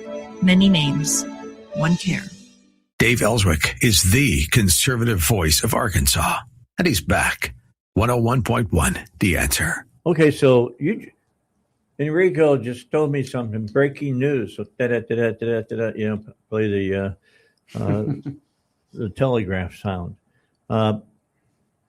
Your organization is going to be moving their offices. Where are you guys going to? Right. Yes, this is really, really exciting news. As the Jewish Federation of Arkansas is kind of starting its new chapter, right? Like going into its new chapter, new leadership, right? New board members, that we thought it was about time that we also have our own office space, our own voice, our own identity, right?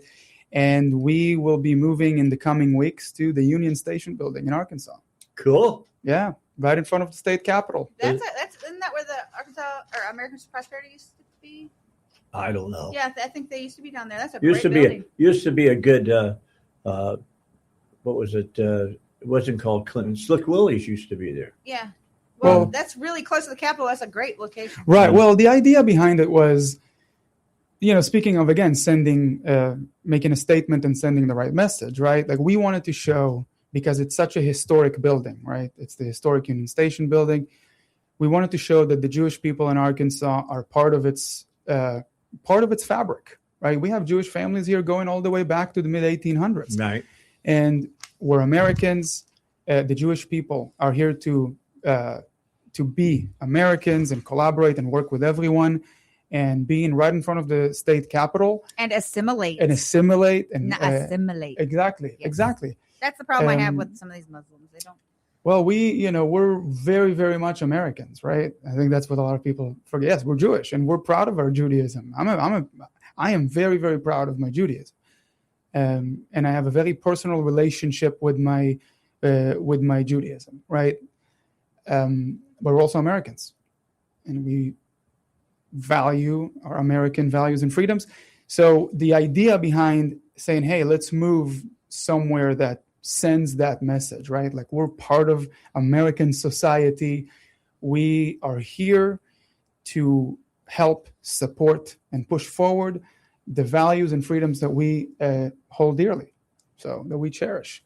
All right. Well, that's good news, and it's good news that you're going to be close to the Capitol, because when the General Assembly meets, you need to come over and meet as many different people as you can that are elected representatives here in Arkansas. Right. I mean, I will say the state of Arkansas, our governor, right, Sarah Sanders, has been so supportive of the Jewish people and Israel. Of course, her father, the U.S. ambassador to Israel, Mike Huckabee.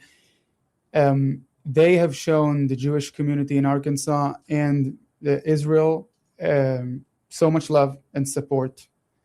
And we appreciate that. We appreciate it greatly. And that is something that we want to continue to build and strengthen.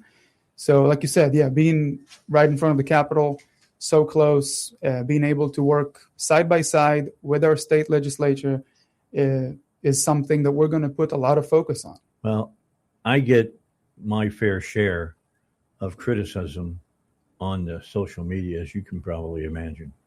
One of the things, though, that I'll tell you, I wear it like a badge. I used to have the Israeli flag here in the studio, but I don't have it here right now. It's at my house.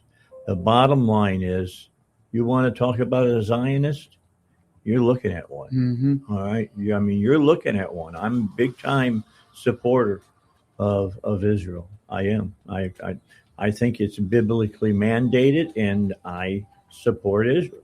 Thank you, Dave. And I pray for the peace of Jerusalem. Don't get me wrong, but over the last 73 years I've been walking on terra firma, there hasn't been a lot of peace over in the Middle East.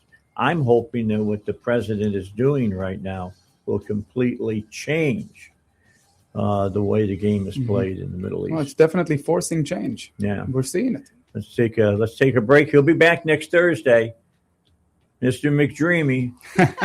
I will wear that title be back proudly. Thank you, Dave. Your friendship and support means the world to me and to us, and I want you to know that. And I'll continue to say it. All right. Well, let's take a break, and we just got a call from Senator Boozman's office. He's ready and waiting to talk to us after the news here on The Answer.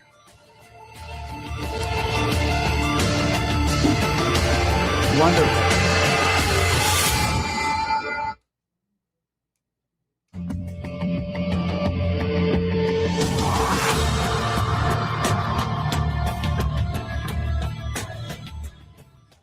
Find us at 1011fmtheanswer.com.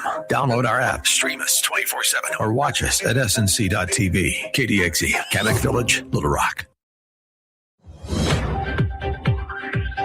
Breaking news this hour from Town Hall. I'm Greg Clugston in Washington. A policy change at the Olympics will exclude transgender women. The International Olympic Committee announced today that eligibility for any female category event is now limited to biological females. Correspondent Karen Chamis reports the U.S. and Iran have made no diplomatic headway as more missiles are fired. As diplomacy aimed at ending the war between U.S., Israel and Iran seemed to be faltering, both sides have hardened their positions. Tehran has moved to formalize its control over the strategic Strait of Hormuz, through which a fifth of the world oil is normally shipped. Meanwhile, Washington prepared for the arrival of combat forces that could be used on the ground in the Islamic Republic of Iran. Israel on Thursday carried out a wave of strikes targeting Iranian infrastructure, and Iran kept up its attacks on Persian Gulf neighbors, with Saudi Arabia intercepting multiple drones. I'm Karen Chamas. Meanwhile, White House Press Secretary Caroline Leavitt warns that President Trump is not backing down. But if Iran fails to accept the reality of the current moment, if they fail to understand that they have been defeated militarily and will continue to be, President Trump will ensure they are hit harder than they have ever been hit before. President Trump does not bluff, and he is prepared to unleash hell. Pressure is mounting on Congress to end the funding shutdown. It has resulted in travel disruptions, missed paychecks, even warnings of airport closures. But lawmakers have yet to resolve the underlying issue of reforming the Trump administration's immigration enforcement operations as demanded by Democrats. Oil is trading back above $100 a barrel today. In the early going on Wall Street, the Dow, S&P 500, and NASDAQ are all lower. More at townhall.com. If you don't care about saving 50% off your wireless bill for the same 5G coverage the big guys are charging a fortune for, maybe you care about keeping jobs in America. Pure Talk does. They've pledged to run their entire operation from this country, including all their customer service. Or maybe you care about our nation's veterans. Pure Talk does.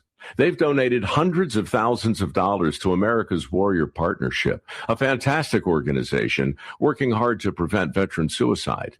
Or maybe you care about closing America's skills gap. Pure Talk does. They're a proud supporter of MicroWorks. They're helping my foundation train the next generation of skilled workers. Don't get me wrong. Saving money's great, and you'll save plenty with Pure Talk. But if you want to be in business with people who share your values, dial pound 250, say micro, and switch to an American wireless company that actually stands for something. Pure Talk. An appeals court has ruled that the U.S. can continue to detain immigrants without bond. The ruling handed a victory to the Trump administration's crackdown on immigration. It's the second appeals court to rule in favor of the administration on that issue. The EPA will allow gas stations to continue selling slightly cheaper E15 gas this summer. Bob Agnew reports. The higher ethanol blend is normally limited to use in winter months, but the summer waiver for E15 has become commonplace in recent years, and both Republicans and Democrats have called for it to become year-round.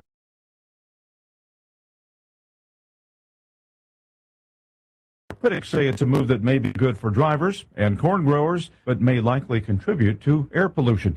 Bob Agnew reporting.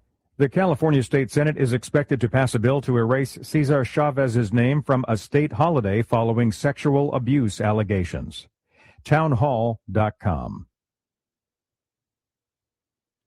An appeals court has ruled that the U.S. can continue to detain immigrants without bond. The ruling handed a victory to the Trump administration's crackdown on immigration. Bob Agnew reports that the E15 gas, which is slightly cheaper, can be continued to be sold again this summer. The higher ethanol blend is normally limited to use in winter months, but the summer waiver for E15 has become commonplace in recent years, and both Republicans and Democrats have called for it to become year-round and permanent to help lower prices at the pump. Environmental critics say it's a move that may be good for drivers and corn growers, but may likely contribute to air pollution. Bob Agnew reporting. Former Venezuelan President Maduro returns to a New York courtroom today as he seeks to have his Real talent is defined by what people can do, not where they learn to do it. So by stopping at the education section of a resume, you might throw away the perfect hire. You might miss someone who has valuable skills to offer to help your business thrive right now and in the future.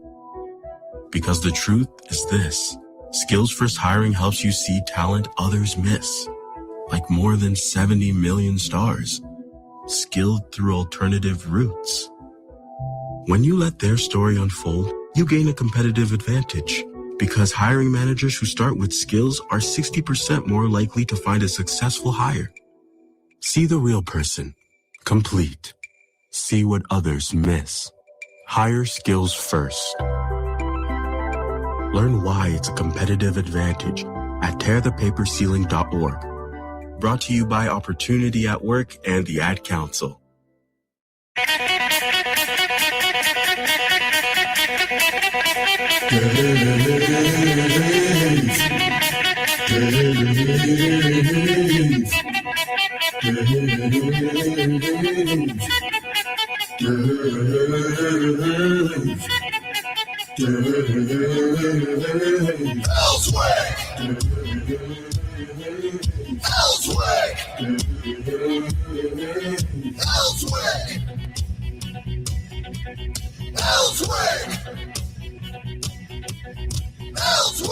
All right, final hour, the Dave Ellswick Show for Friday. I can't believe I'm saying that.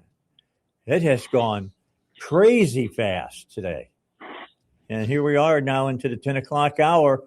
I've been waiting all week to be joined by the senator. He's on the line with us now, Senator John Boozman.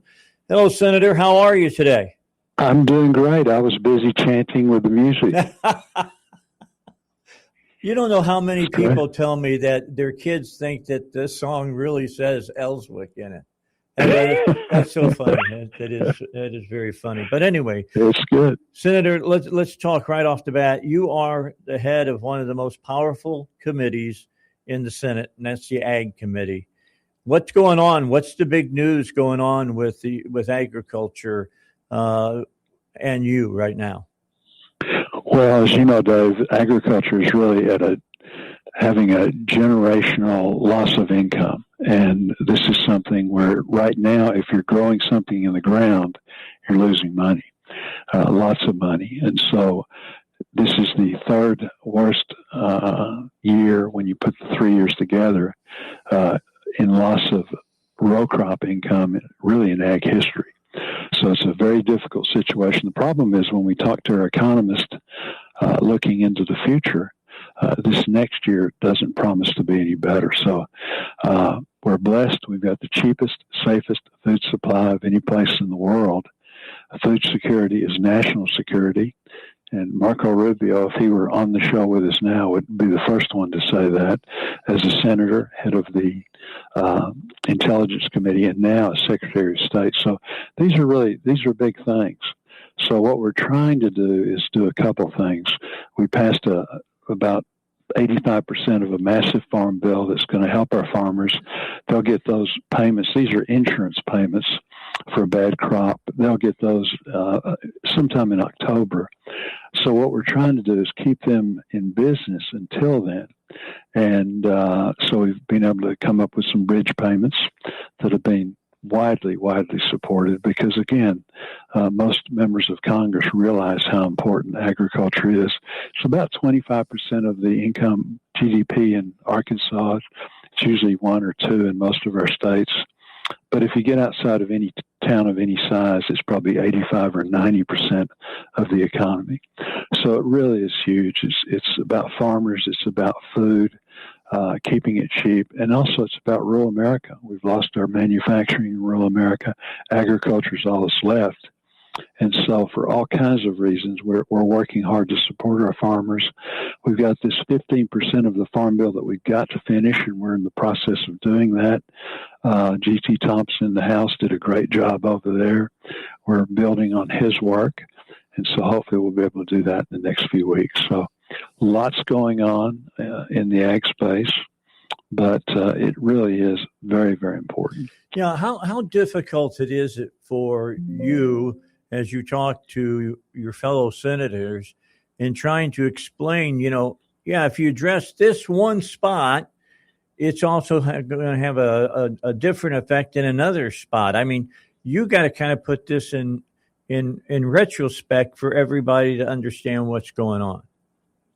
Yeah, traditionally, Dave, farm bills, farm policy, it's about regions of the country. Southern agriculture, because they've got a lot of water and irrigate, is different than the Great Plains. The Great Plains are different than California. Our Midwestern farmers have such fertile ground. They have different needs. So you do all that, and then you come back and you've got to do the individual crops and make sure everybody's taken care of. So our specialty crops, tomatoes and strawberries, and all of those kind of things. And then you've got forestry. You've also got rice and corn and cotton and soybeans. The list goes on and on. They all have different needs. And so it's a matter of kind of putting all that together. So it's difficult. It's something, though, that's very, very important. But besides that, normally we have one crop that's up, another one's down, and there's a mix. Right now, the thing that's different is because of our loss of markets, because of primarily the Chinese market, and the fact that China has been very, very active in Brazil for the last several years. This isn't something that started this year. This is something that's been going on for many years. As I said, this is the third worst year. And so because of that, Chinese have to import 60% of their food. They have partnered with places like Brazil that's used to, so they've always had fertile ground, but they haven't had the infrastructure. They couldn't get it from the field to a road to a port. Chinese have gone in and built all those things, and they've become very, very competitive, along with India and so many other countries. So we used to be the big dog, we are still the major player, but we got all kinds of competition now, and because of that, it's really knocked down the price. The other thing, Dave, is that inflation, and it started under the Biden administration, raged. It's leveled off now, but prices aren't going to go down. They're just leveled off, but their input costs are through the roof. And so that is a huge problem. And again, something else that we're trying to deal with. So lots going on. So I guess the question I'd have right now is that I have heard that, farming used to be a great business to get into, and there are a lot of family farmers, but that's getting smaller and smaller every year. How do you help the small farmer stay in business against the conglomerates? Well, when I was growing up, Dave, these small towns that are struggling now and really struggling throughout Arkansas, throughout rural America, they were the places you wanted to be from. Agriculture was king, and that's where all the money was. Now, we're in a situation where that's not the case. And so, like everything else, things have gotten bigger. Used to, when you and I were a kid also, there was a grocery store on every corner, a little tiny grocery store. Yep. You don't see that anymore. You have to have some scale. Even in the business you're in with radio stations, you see more and more scale there. So we're running into the same problem with agriculture, but it's so important to protect the family farm. So we're trying through the Farm Bill to give incentives for young farmers, people that want to get into the business, to be able to do that. And then also, very importantly, protect the people that are in. But we've got to do a couple things. We've got to increase our markets overseas, which is critical. And then also, we've got to value add the products that we're producing and sell more domestically. And we can do that. There's no reason that with mechanization stuff that we can't go back to producing some linens and things out of the cotton that we have, and just all kinds of examples like that where we can do a better job of actually using the products that we produce domestically. You're in a, if your input costs, the cost of business goes up, you raise your advertising rates a little bit, this and that. Every business is that way, except for farming. They're dependent on an international price. Right. And so, they have no ability to do that. So if their input costs go up and there's record production overseas and they're not able to sell their product because we've lost market, then they're up a creek. And the harder they work, the more they plant, the more money they lose. So it's a very, very difficult situation. Yeah, and people need to understand that this is a security issue as well. I mean, we don't want the Chinese to be, able to control all of certain products. We don't want Russia to be able to take over Ukraine and then have all the wheat that they grow in the Ukraine. I mean, this is a tough time right now. It's a big deal, Dave. And you say it can't happen. Well, we've let it happen with so many other things. There was a time when we were dependent on foreign countries for our oil, for our energy. Thanks to people like President Trump, getting in and using the resources that we've been blessed with, all of the resources, whatever they are, we were able to turn that around. But the last thing we need to do is be dependent on foreign countries for our food supply. During the pandemic, we learned how dependent we are on China and others. Yeah, sure. Lots of people don't like us very much. Yeah, for everything, Dave. Our medicines, or the precursor to our medicines, even if they're made here, the list just goes on and on. So we've got to turn that around. I know that the president is committed to trying bringing back some of that manufacturing. And we need to do the same thing in agriculture. How has the president been in talking with you about agriculture? Is he working hard for you guys? He really is. He understands how important agriculture is, and rural America's been really good to him and supported him. But apart from that, he understands how important this is to our country, and agriculture is just a basic building block that is so important for so many reasons. So he's been excellent. Brooke Rollins, the secretary in charge of agriculture, also has been more than helpful. She's done a tremendous job, and so it's everybody working together. And it's just very difficult for the farm community, and it's kind of a perfect storm for them right now with these high input costs and low prices. All right, it's 10:17.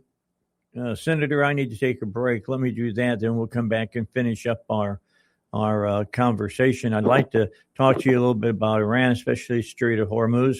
People know that, hey, that's affecting oil. Let me tell you what, that's affecting fertilizer costs. And we're going to talk about that when we come back here on the Dave Ellswick Show. Stay tuned. More coming your way.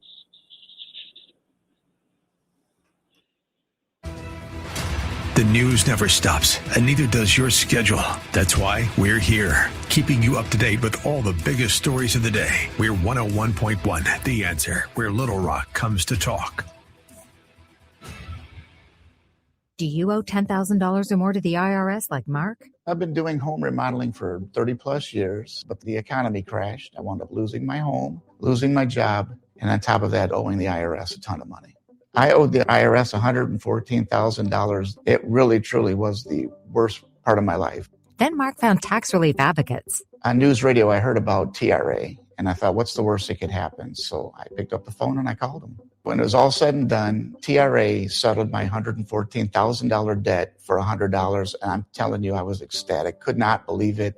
Would recommend TRA to anyone. If you owe 10 or even hundreds of thousands of dollars to the IRS, don't lose hope. Do what Mark did and call TRA for a consultation. But TRA did. They gave me a second chance, and I'm forever grateful. Visit TRA.com or call 800-575-8924. 800-575-8924. That's 800-575-8924.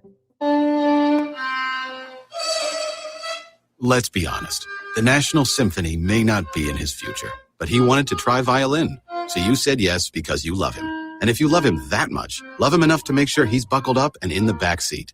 Find out more about keeping your kids safe in your vehicle at nhtsa.gov/the-right-seat. Show them you love them. Keep them safe. Visit nhtsa.gov/the-right-seat. Brought to you by the National Highway Traffic Safety Administration and the Ad Council. It's 4 a.m., Monday, and you're literally sucking baby snot through a tube because she's congested. Man, that's love. And if you love her that much, love her enough to make sure she's buckled in the right car seat. To make sure your child's in the right seat for their age and size, visit nhtsa.gov/the-right-seat. Show them you love them. Keep them safe.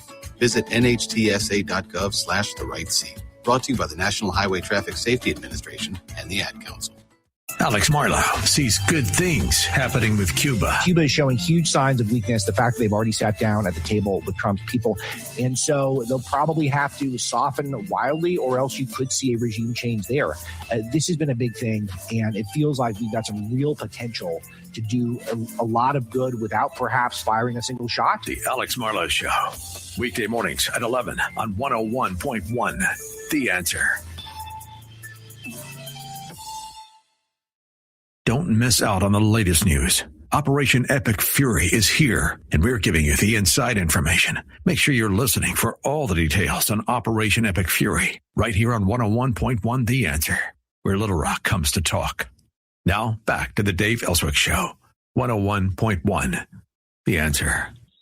If you just joined us, Senator John Boozman has joined us for this half hour, and the senator just got done talking about the state of the American farm pretty coherently, I think, and it should let you know they're facing some big difficulties on the small family farm right now. I want to turn to my attention to Iran, because when we think about Iran, everybody thinks about gas prices, because gas prices are up now. Barrel of oil is over $100, and that doesn't bode well for gas prices. But Senator, get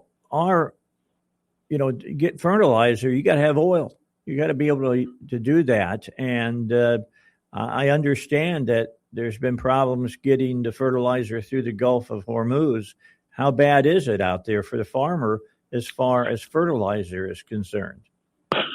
Yeah, it's really difficult, Dave, for the farmer. It's another input cost that's gone through the roof. It was high anyway, and now it's much, much higher. The reason being that a lot of the fertilizer plants that actually, put the chemicals together to make it are located in the Middle East, and so they depend on getting through the strait. I think this is an opportunity, though. We have almost no competition in the fertilizer business. We need to increase competition. It was high to begin with, and we need to adjust the tariffs, adjust the duties coming into this country so we can lessen the price. So it's an opportunity to say, hey, we got to do something about this, and maybe this is bringing it to a head. Iran, I'm on the Defense Appropriations Subcommittee that funds the Defense Department, and so we got a really good briefing, kind of behind the closed doors briefing yesterday. I can't talk about most of it, but I can tell you this: if Iran were to go nuclear, Saudi Arabia would go nuclear, Turkey would go nuclear, Egypt would go nuclear. All of these countries that we've seen that Iran has launched missiles against in the Middle East, all of those people would feel like they needed to defend themselves. And so you'd have massive nuclear proliferation in the Middle East, which would not make any of us any safer. The other problem is that with their ability to create the missiles, short range, and as we're seeing these longer range missiles that they demonstrated, that truly is a threat, and they're able just to pump them out. So we've got great systems to intercept them. On the other hand, if you shoot so many at a given time, it overwhelms your interceptors. Mm-hmm. And so because of that was a real threat. So the two things that they were trying to do, again, was prevent them from becoming nuclear. They've got some, we did a good job of setting them back dramatically earlier, but they had some core nuclear material that doesn't take much to convert into a bomb that they'd already procured. So I think we were right in doing it. It's difficult with the Strait. We've essentially dismantled their military. We've dismantled their Air Force and their Navy. We've gotten after not their regular army. They have a regular army force, and they have the guards, and we've gotten after them. But the Strait is difficult because it doesn't take much. You can take a speedboat out on it, and with very little chance of getting caught, or multiple speedboats dropping mines and things like that, launching short-range missiles from the shore. So it doesn't take much to create havoc because it's such a small area. Well, what's your take? What's your feeling and thoughts about Iran? I mean, tomorrow is the end of the 5-day waiting period that the president told Iran that they had to negotiate.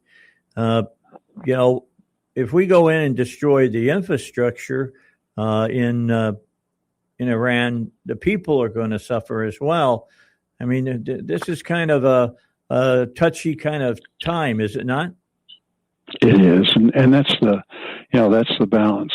We really don't want to make it so difficult on the average Iranian, because it's almost unimaginable. But most of those people, many of them, are actually very happy about what we're doing. So, on the other hand, they have a governance that could care less about them. They're religious fanatics. They actually believe in Armageddon, but it's their duty to bring it on. Yeah. So it's just a difficult. It's hard for us, Dave, to think using our mindset, and our values. It's almost impossible to think the way they think. These are people that during the Iraq War used their children as mine detectors. So it's a bad situation. But I wouldn't be surprised if the president didn't up the ante a little bit and start getting after some of the infrastructure that is needed to kind of keep things together. Not necessarily destroy it all, which we could, just in a moment, but to make it such that it makes things a little bit more difficult, demonstrating that we have the ability to do that. And if we continue to see things going on in the Strait like we're seeing, that probably that will be upped. Well, Senator, you and I are about the same age, and we've seen, the Middle East be the quagmire that it's been for years and decades. Now we stand on the precipice of maybe changing the whole Middle East. It kind of excites me. What about you? No, I think so, and I agree with you. This, the sad thing is this should have been done 20 years ago. Yep. Iran, we can't forget that Iran, for the last several decades, has killed many servicemen and women, and have wreaked havoc. They've put out, contracts to kill Americans. I mean, the list goes on and on. And so, and they would have done more if we would have allowed them to get beyond what they have done. So it's time. I think the president was wise in doing it.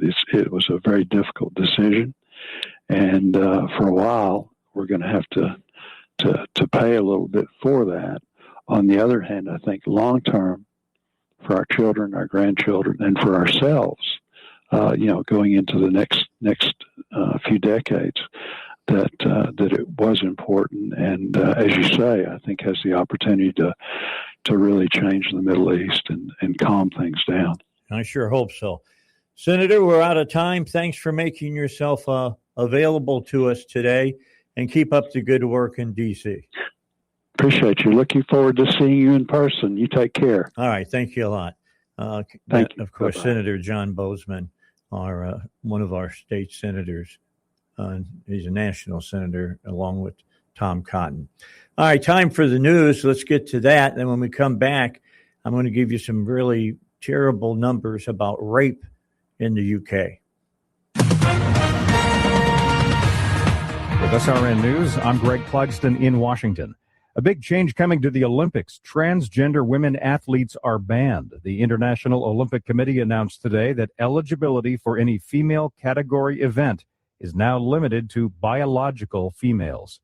Israel says it killed the head of the Iranian Revolutionary Guard's Navy chief in an overnight military strike. And Pakistan's top diplomat says U.S.-Iran indirect talks are taking place as the two countries offered their opposing proposals for a ceasefire.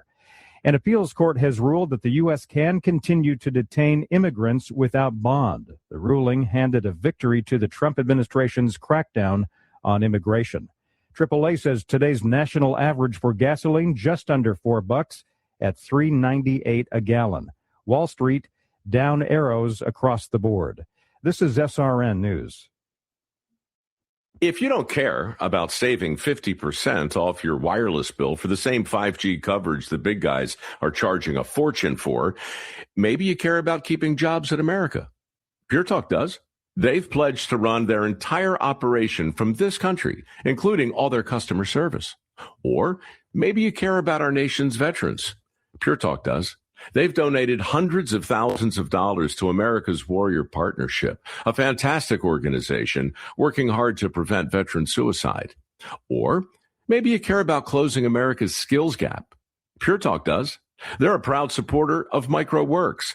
They're helping my foundation train the next generation of skilled workers. Don't get me wrong. Saving money's great, and you'll save plenty with Pure Talk. But if you want to be in business with people who share your values, dial pound 250, say micro, and switch to an American wireless company that actually stands for something. Pure Talk. In his new movie, The Dragon's Prophecy, Dinesh D'Souza brings the new Middle East into focus with a message of perseverance, faith, and a shared global destiny. Could the fate of the world, of humanity itself, be somehow tied to this place? At long last, we have peace in the Middle East. Israel and Christians are coming together in a way they have never been before since the book of Acts. But is this the end of Hamas and radical Islam? What does the Bible say? We have to become fighters in the spirit for God. We don't accept what the enemy wants to do with our culture. We don't accept what he wants to do with the nation. If we keep fighting, we win. Powerful, prophetic, a must-see movie based on Jonathan Cahn's international bestseller, The Dragon's Prophecy, combines history and scripture with faith, justice, and renewal. The Dragon's Prophecy, a new film by Dinesh D'Souza, now available on Amazon, YouTube, and iTunes. When your car is making a strange noise, no matter what it is, you can't just pretend it's not happening. That's an interesting sound. It's like your mental health. If you're struggling and feeling overwhelmed, it's important to do something about it. It can be as simple as talking to someone in your community, or just taking a deep, calming breath when you need it. Nice. For mental health resources, check out loveyourmindtoday.org.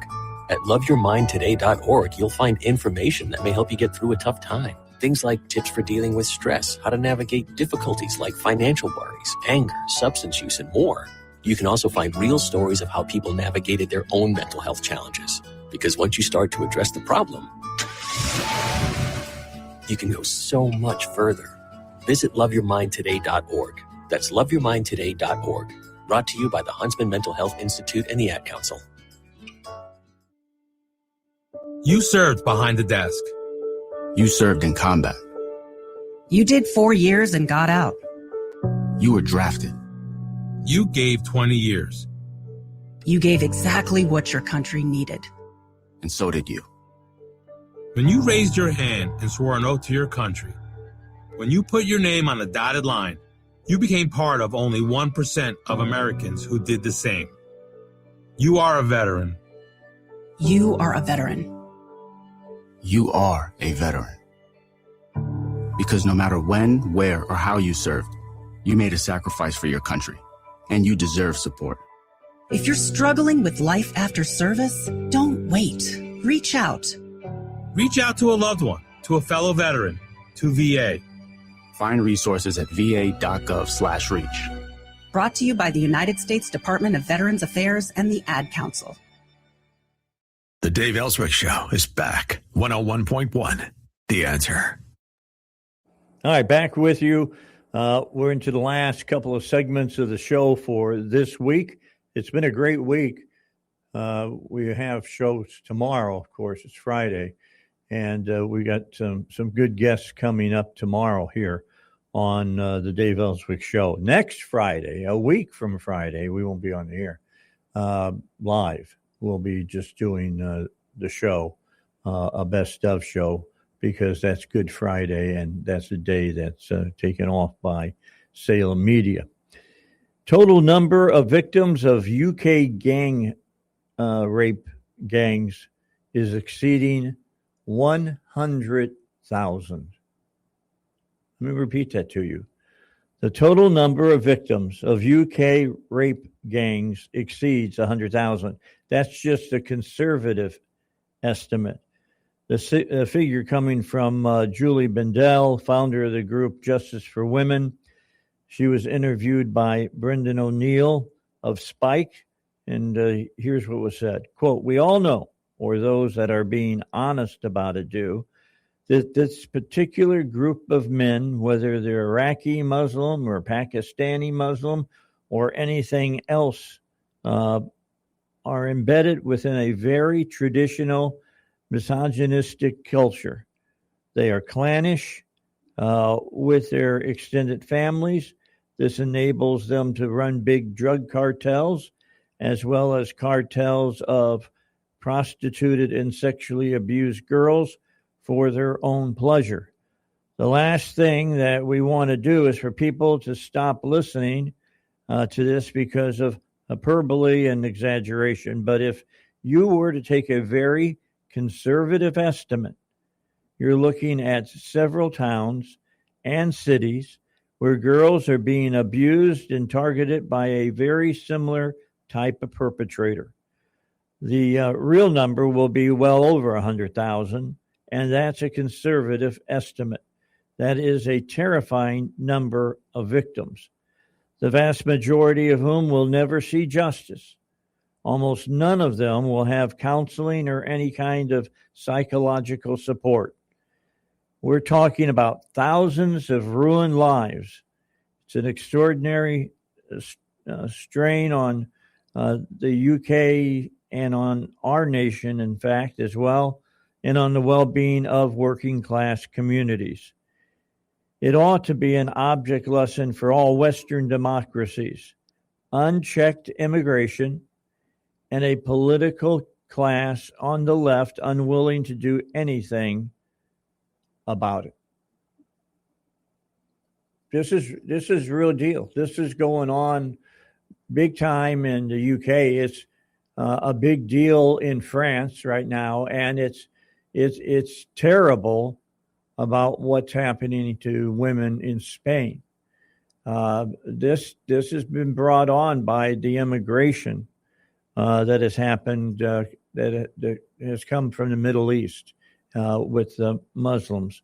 And the Muslim men see women as second-class citizens, I guess, is a way of putting it, but I don't think that tells you how horrid it really is. It's a terrible, terrible, terrible thing. Now, I want to tie this next story to the story I just gave you, and that is Annabelle Denham in the Telegraph newspaper in Britain. As Britain frets about its cratering fertility rate, something else is going on. Abortion in Britain is no longer a marginal issue. It has become a mass phenomenon. In 2023, that's the most recent year for which they have data, there were close to 300,000 terminations across the UK, the highest figure on record by some distance against over 630,000 live births. Let me tell that to you again. 630,000 live births and 300,000 abortions.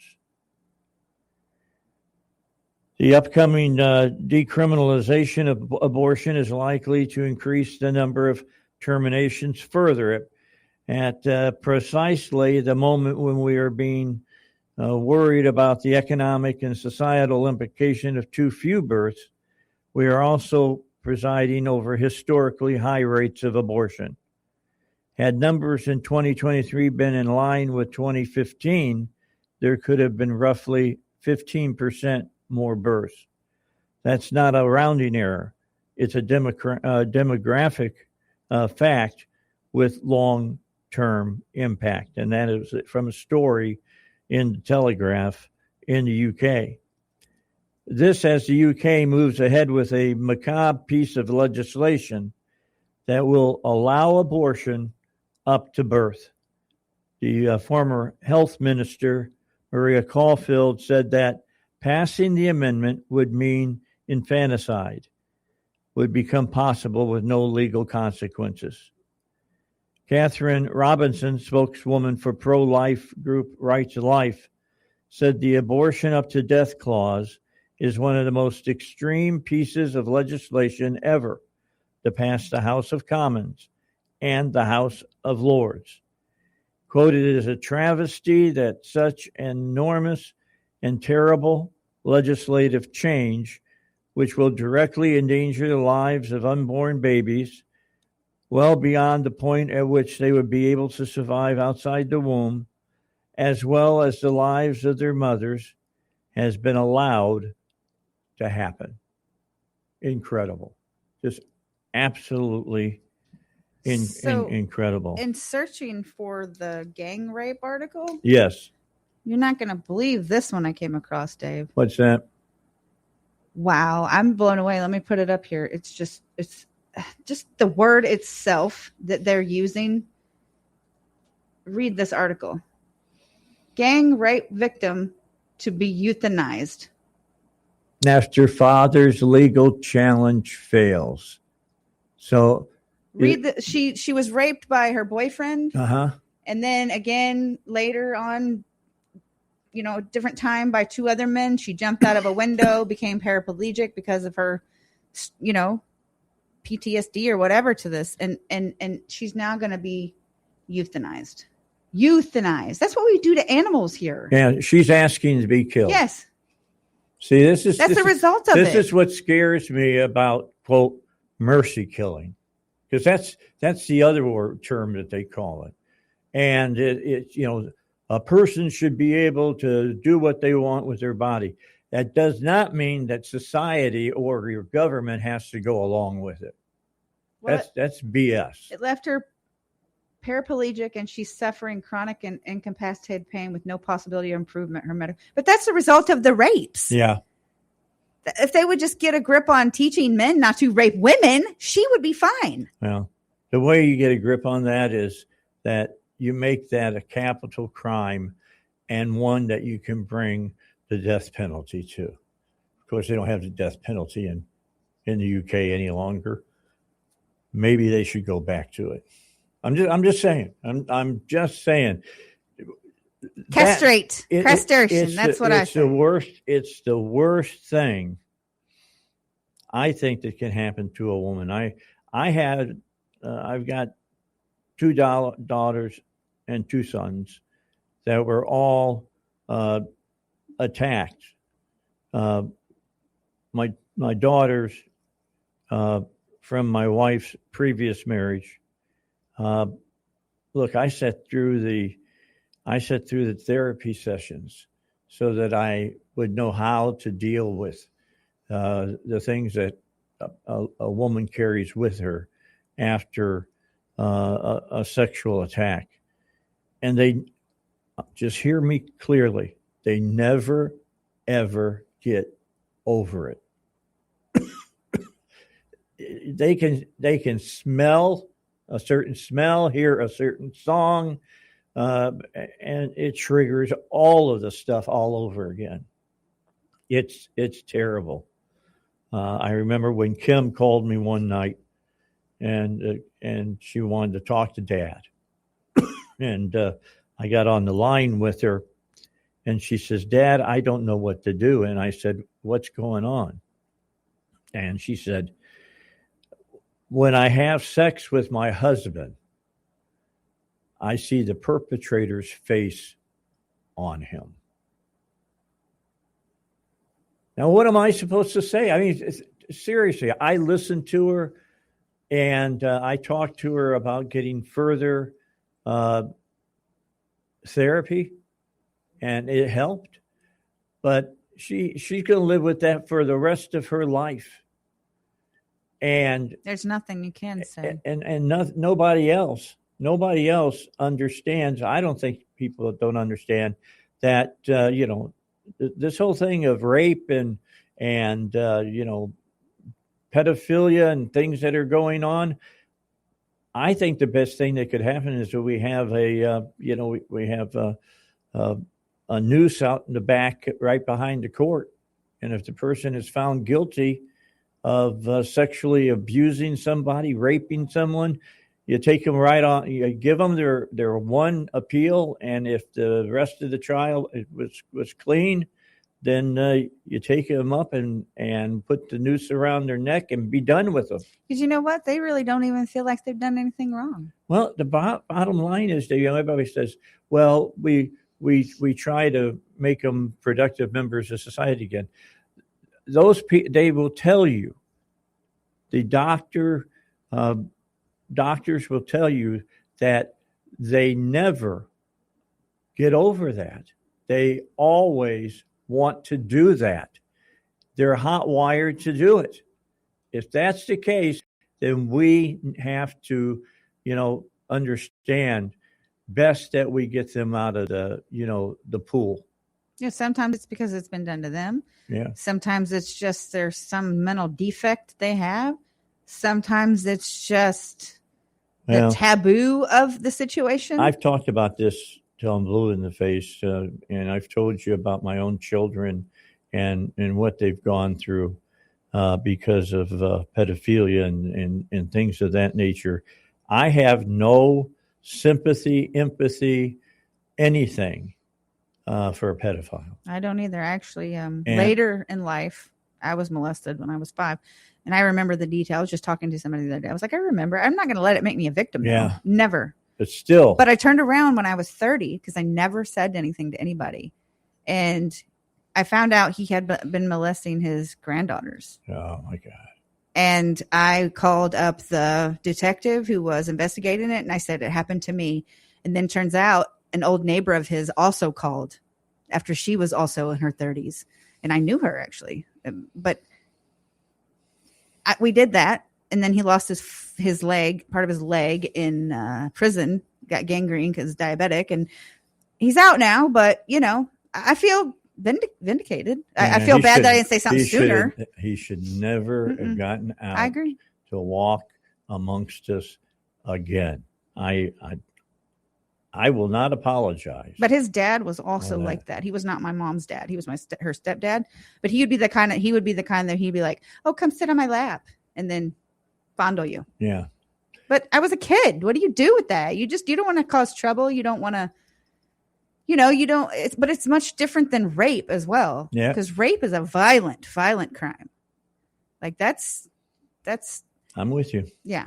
I mean, I'm with you, and because the next door neighbor violated my 2 boys, and I found out about it, and I left my house, went next door to my next door neighbor where this kid lived, and I knocked on the door, and the man who owned the home came to me, and I told him what my sons had told me. And he says, well, what are you going to do? And I said, as soon as I go back to my house, I'm going to call Barry Maka, who was the prosecuting attorney at the time, and turn your son in. He says, isn't there a better way that we can deal with this? I mean, he was defending him, basically, and I just went nuts. I said, let me just be as honest as I can. You might as well keep him in the house, because if I see him outside, I'm liable to come over and put a bullet into his skull. Your son needs help. Yeah. Well, and then you're not helping them. He ended up not going to prison over this, and the judge, Judge Brotherton, I still remember the judge's name, told him that if he ever showed up in front of him again, the judge, in the court of law about sexual crime against underage kids, that he'd put him away for a long time.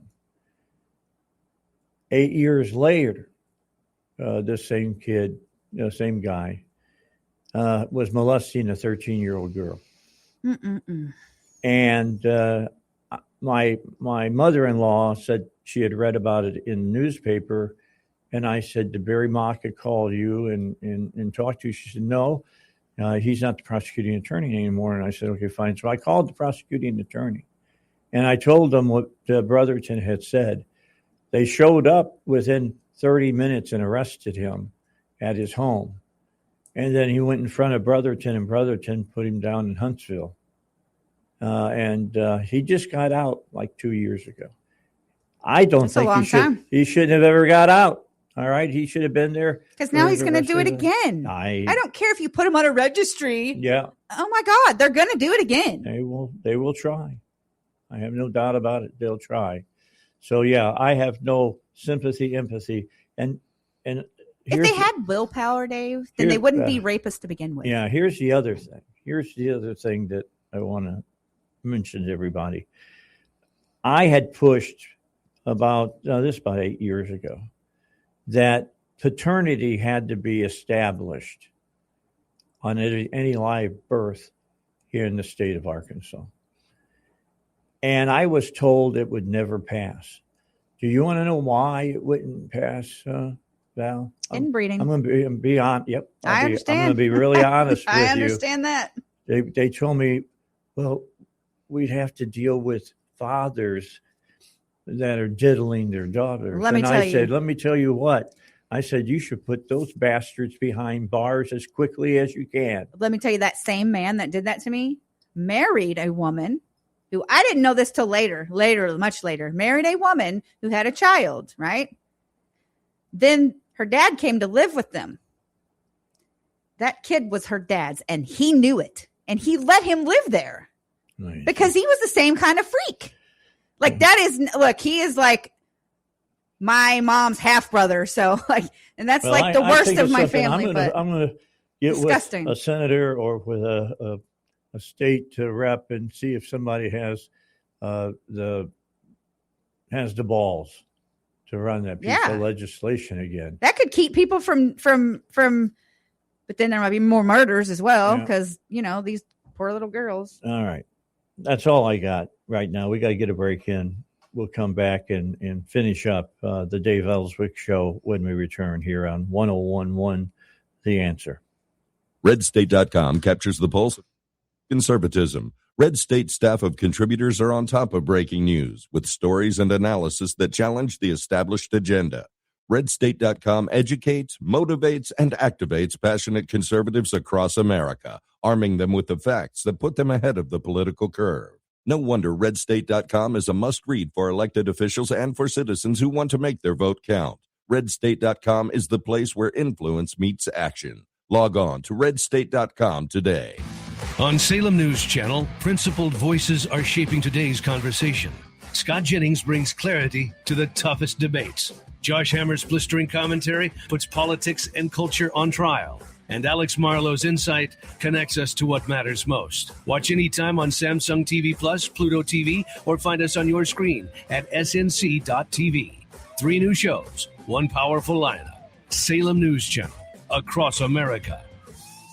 Did you hear Congressman French Hill on the Dave Ellswick Show? Needs to make sure that Iran does not have an active ballistic missile threat to the region, and they end their nuclear program, and they stop funding terror proxies. And this is from one of their across the Persian Gulf neighbors, the UAE, and that's exactly the kind of response we need. And I think Trump right to be irritated with NATO. I mean, America. I agree. Immediately, we came immediately to the defense of Ukraine, which there's no question about it. And you and I are in full agreement on that Russia should not take Ukraine. No. And I agree with. However, we replumbed the entire oil and gas industry to benefit Europe because of Russia's illegal, murderous invasion of Ukraine. And here, Europe and all around the world is dependent on the Straits of Hormuz and Persian Gulf oil production. Therefore, it's logical then that NATO and other American allies would, be supportive. Don't miss Congressman Hill, Wednesday mornings at 7 on the Dave Ellswick Show, 101.1. The Answer. The Secular crew sees a big push. So what we're seeing is a move by those that are supportive of the SAVE Act, that want it passed. They are going to have extended debate on this. They're going to take over the Senate floor, and this could go as long as 2 weeks that they're expecting this. It's going to look almost like they are filibustering how much floor time they're going to be giving this. Secular, afternoons at 3 on 101.1. The Answer. 101.1 The Answer. Weather. Another nice day in store for us today. Lots of sunshine and a little bit warmer than it was yesterday. High of 86. Down to 64 tonight. A slight chance of rain tomorrow and otherwise cloudy. High of 77.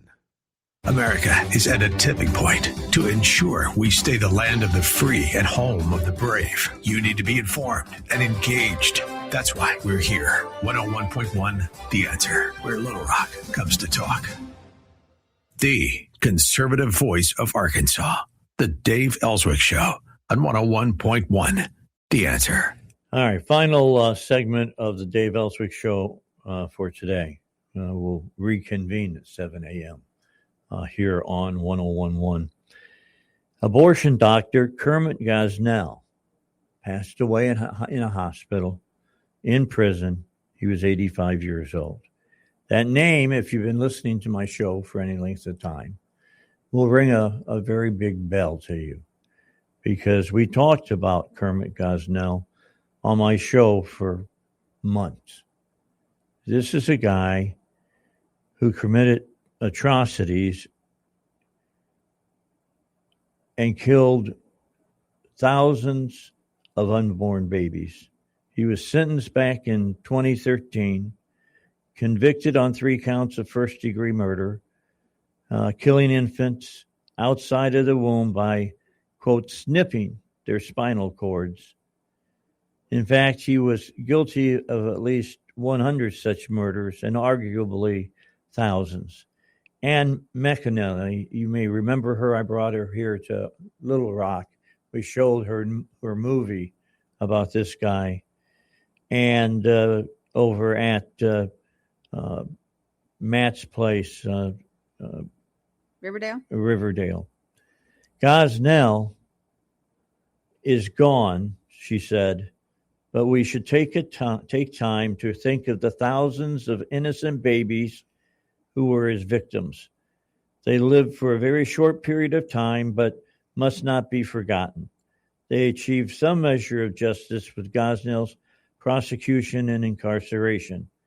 I think in particular of baby boy A, who was so big that even Gosnell's workers were shocked by the barbarity of his killing and took a photo of him after he was murdered. He shook their hardened hearts. The Western Journal reported on it and said Maria V. Gallagher, spokesperson for the Pennsylvania Pro-Life Federation of National Right to Life, said the horrors that Gosnell inflicted should not be forgotten. Quote, we continue to grieve the loss of the babies and women who fell victim to Gosnell's violent crime spree, and we hold out hope that the lessons learned from Gosnell's reign of terror will not be forgotten. I think we'll try to get Ann on tomorrow and talk to her. I got her number still on my phone. And we'll see if she can talk about Kermit Gosnell here on the Dave Ellswick Show, that if there's levels of hell, he is in the hottest corner that is down there. Just telling you. This was an evil, evil, evil man. All right, let's take a break. I will see you back on the radio at 7 a.m. tomorrow on the Dave Ellswick Show.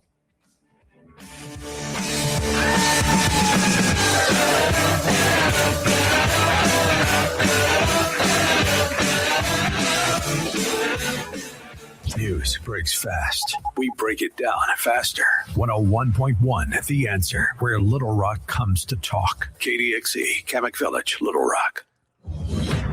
Breaking news at Town Hall. I'm Bob Agnew in Washington.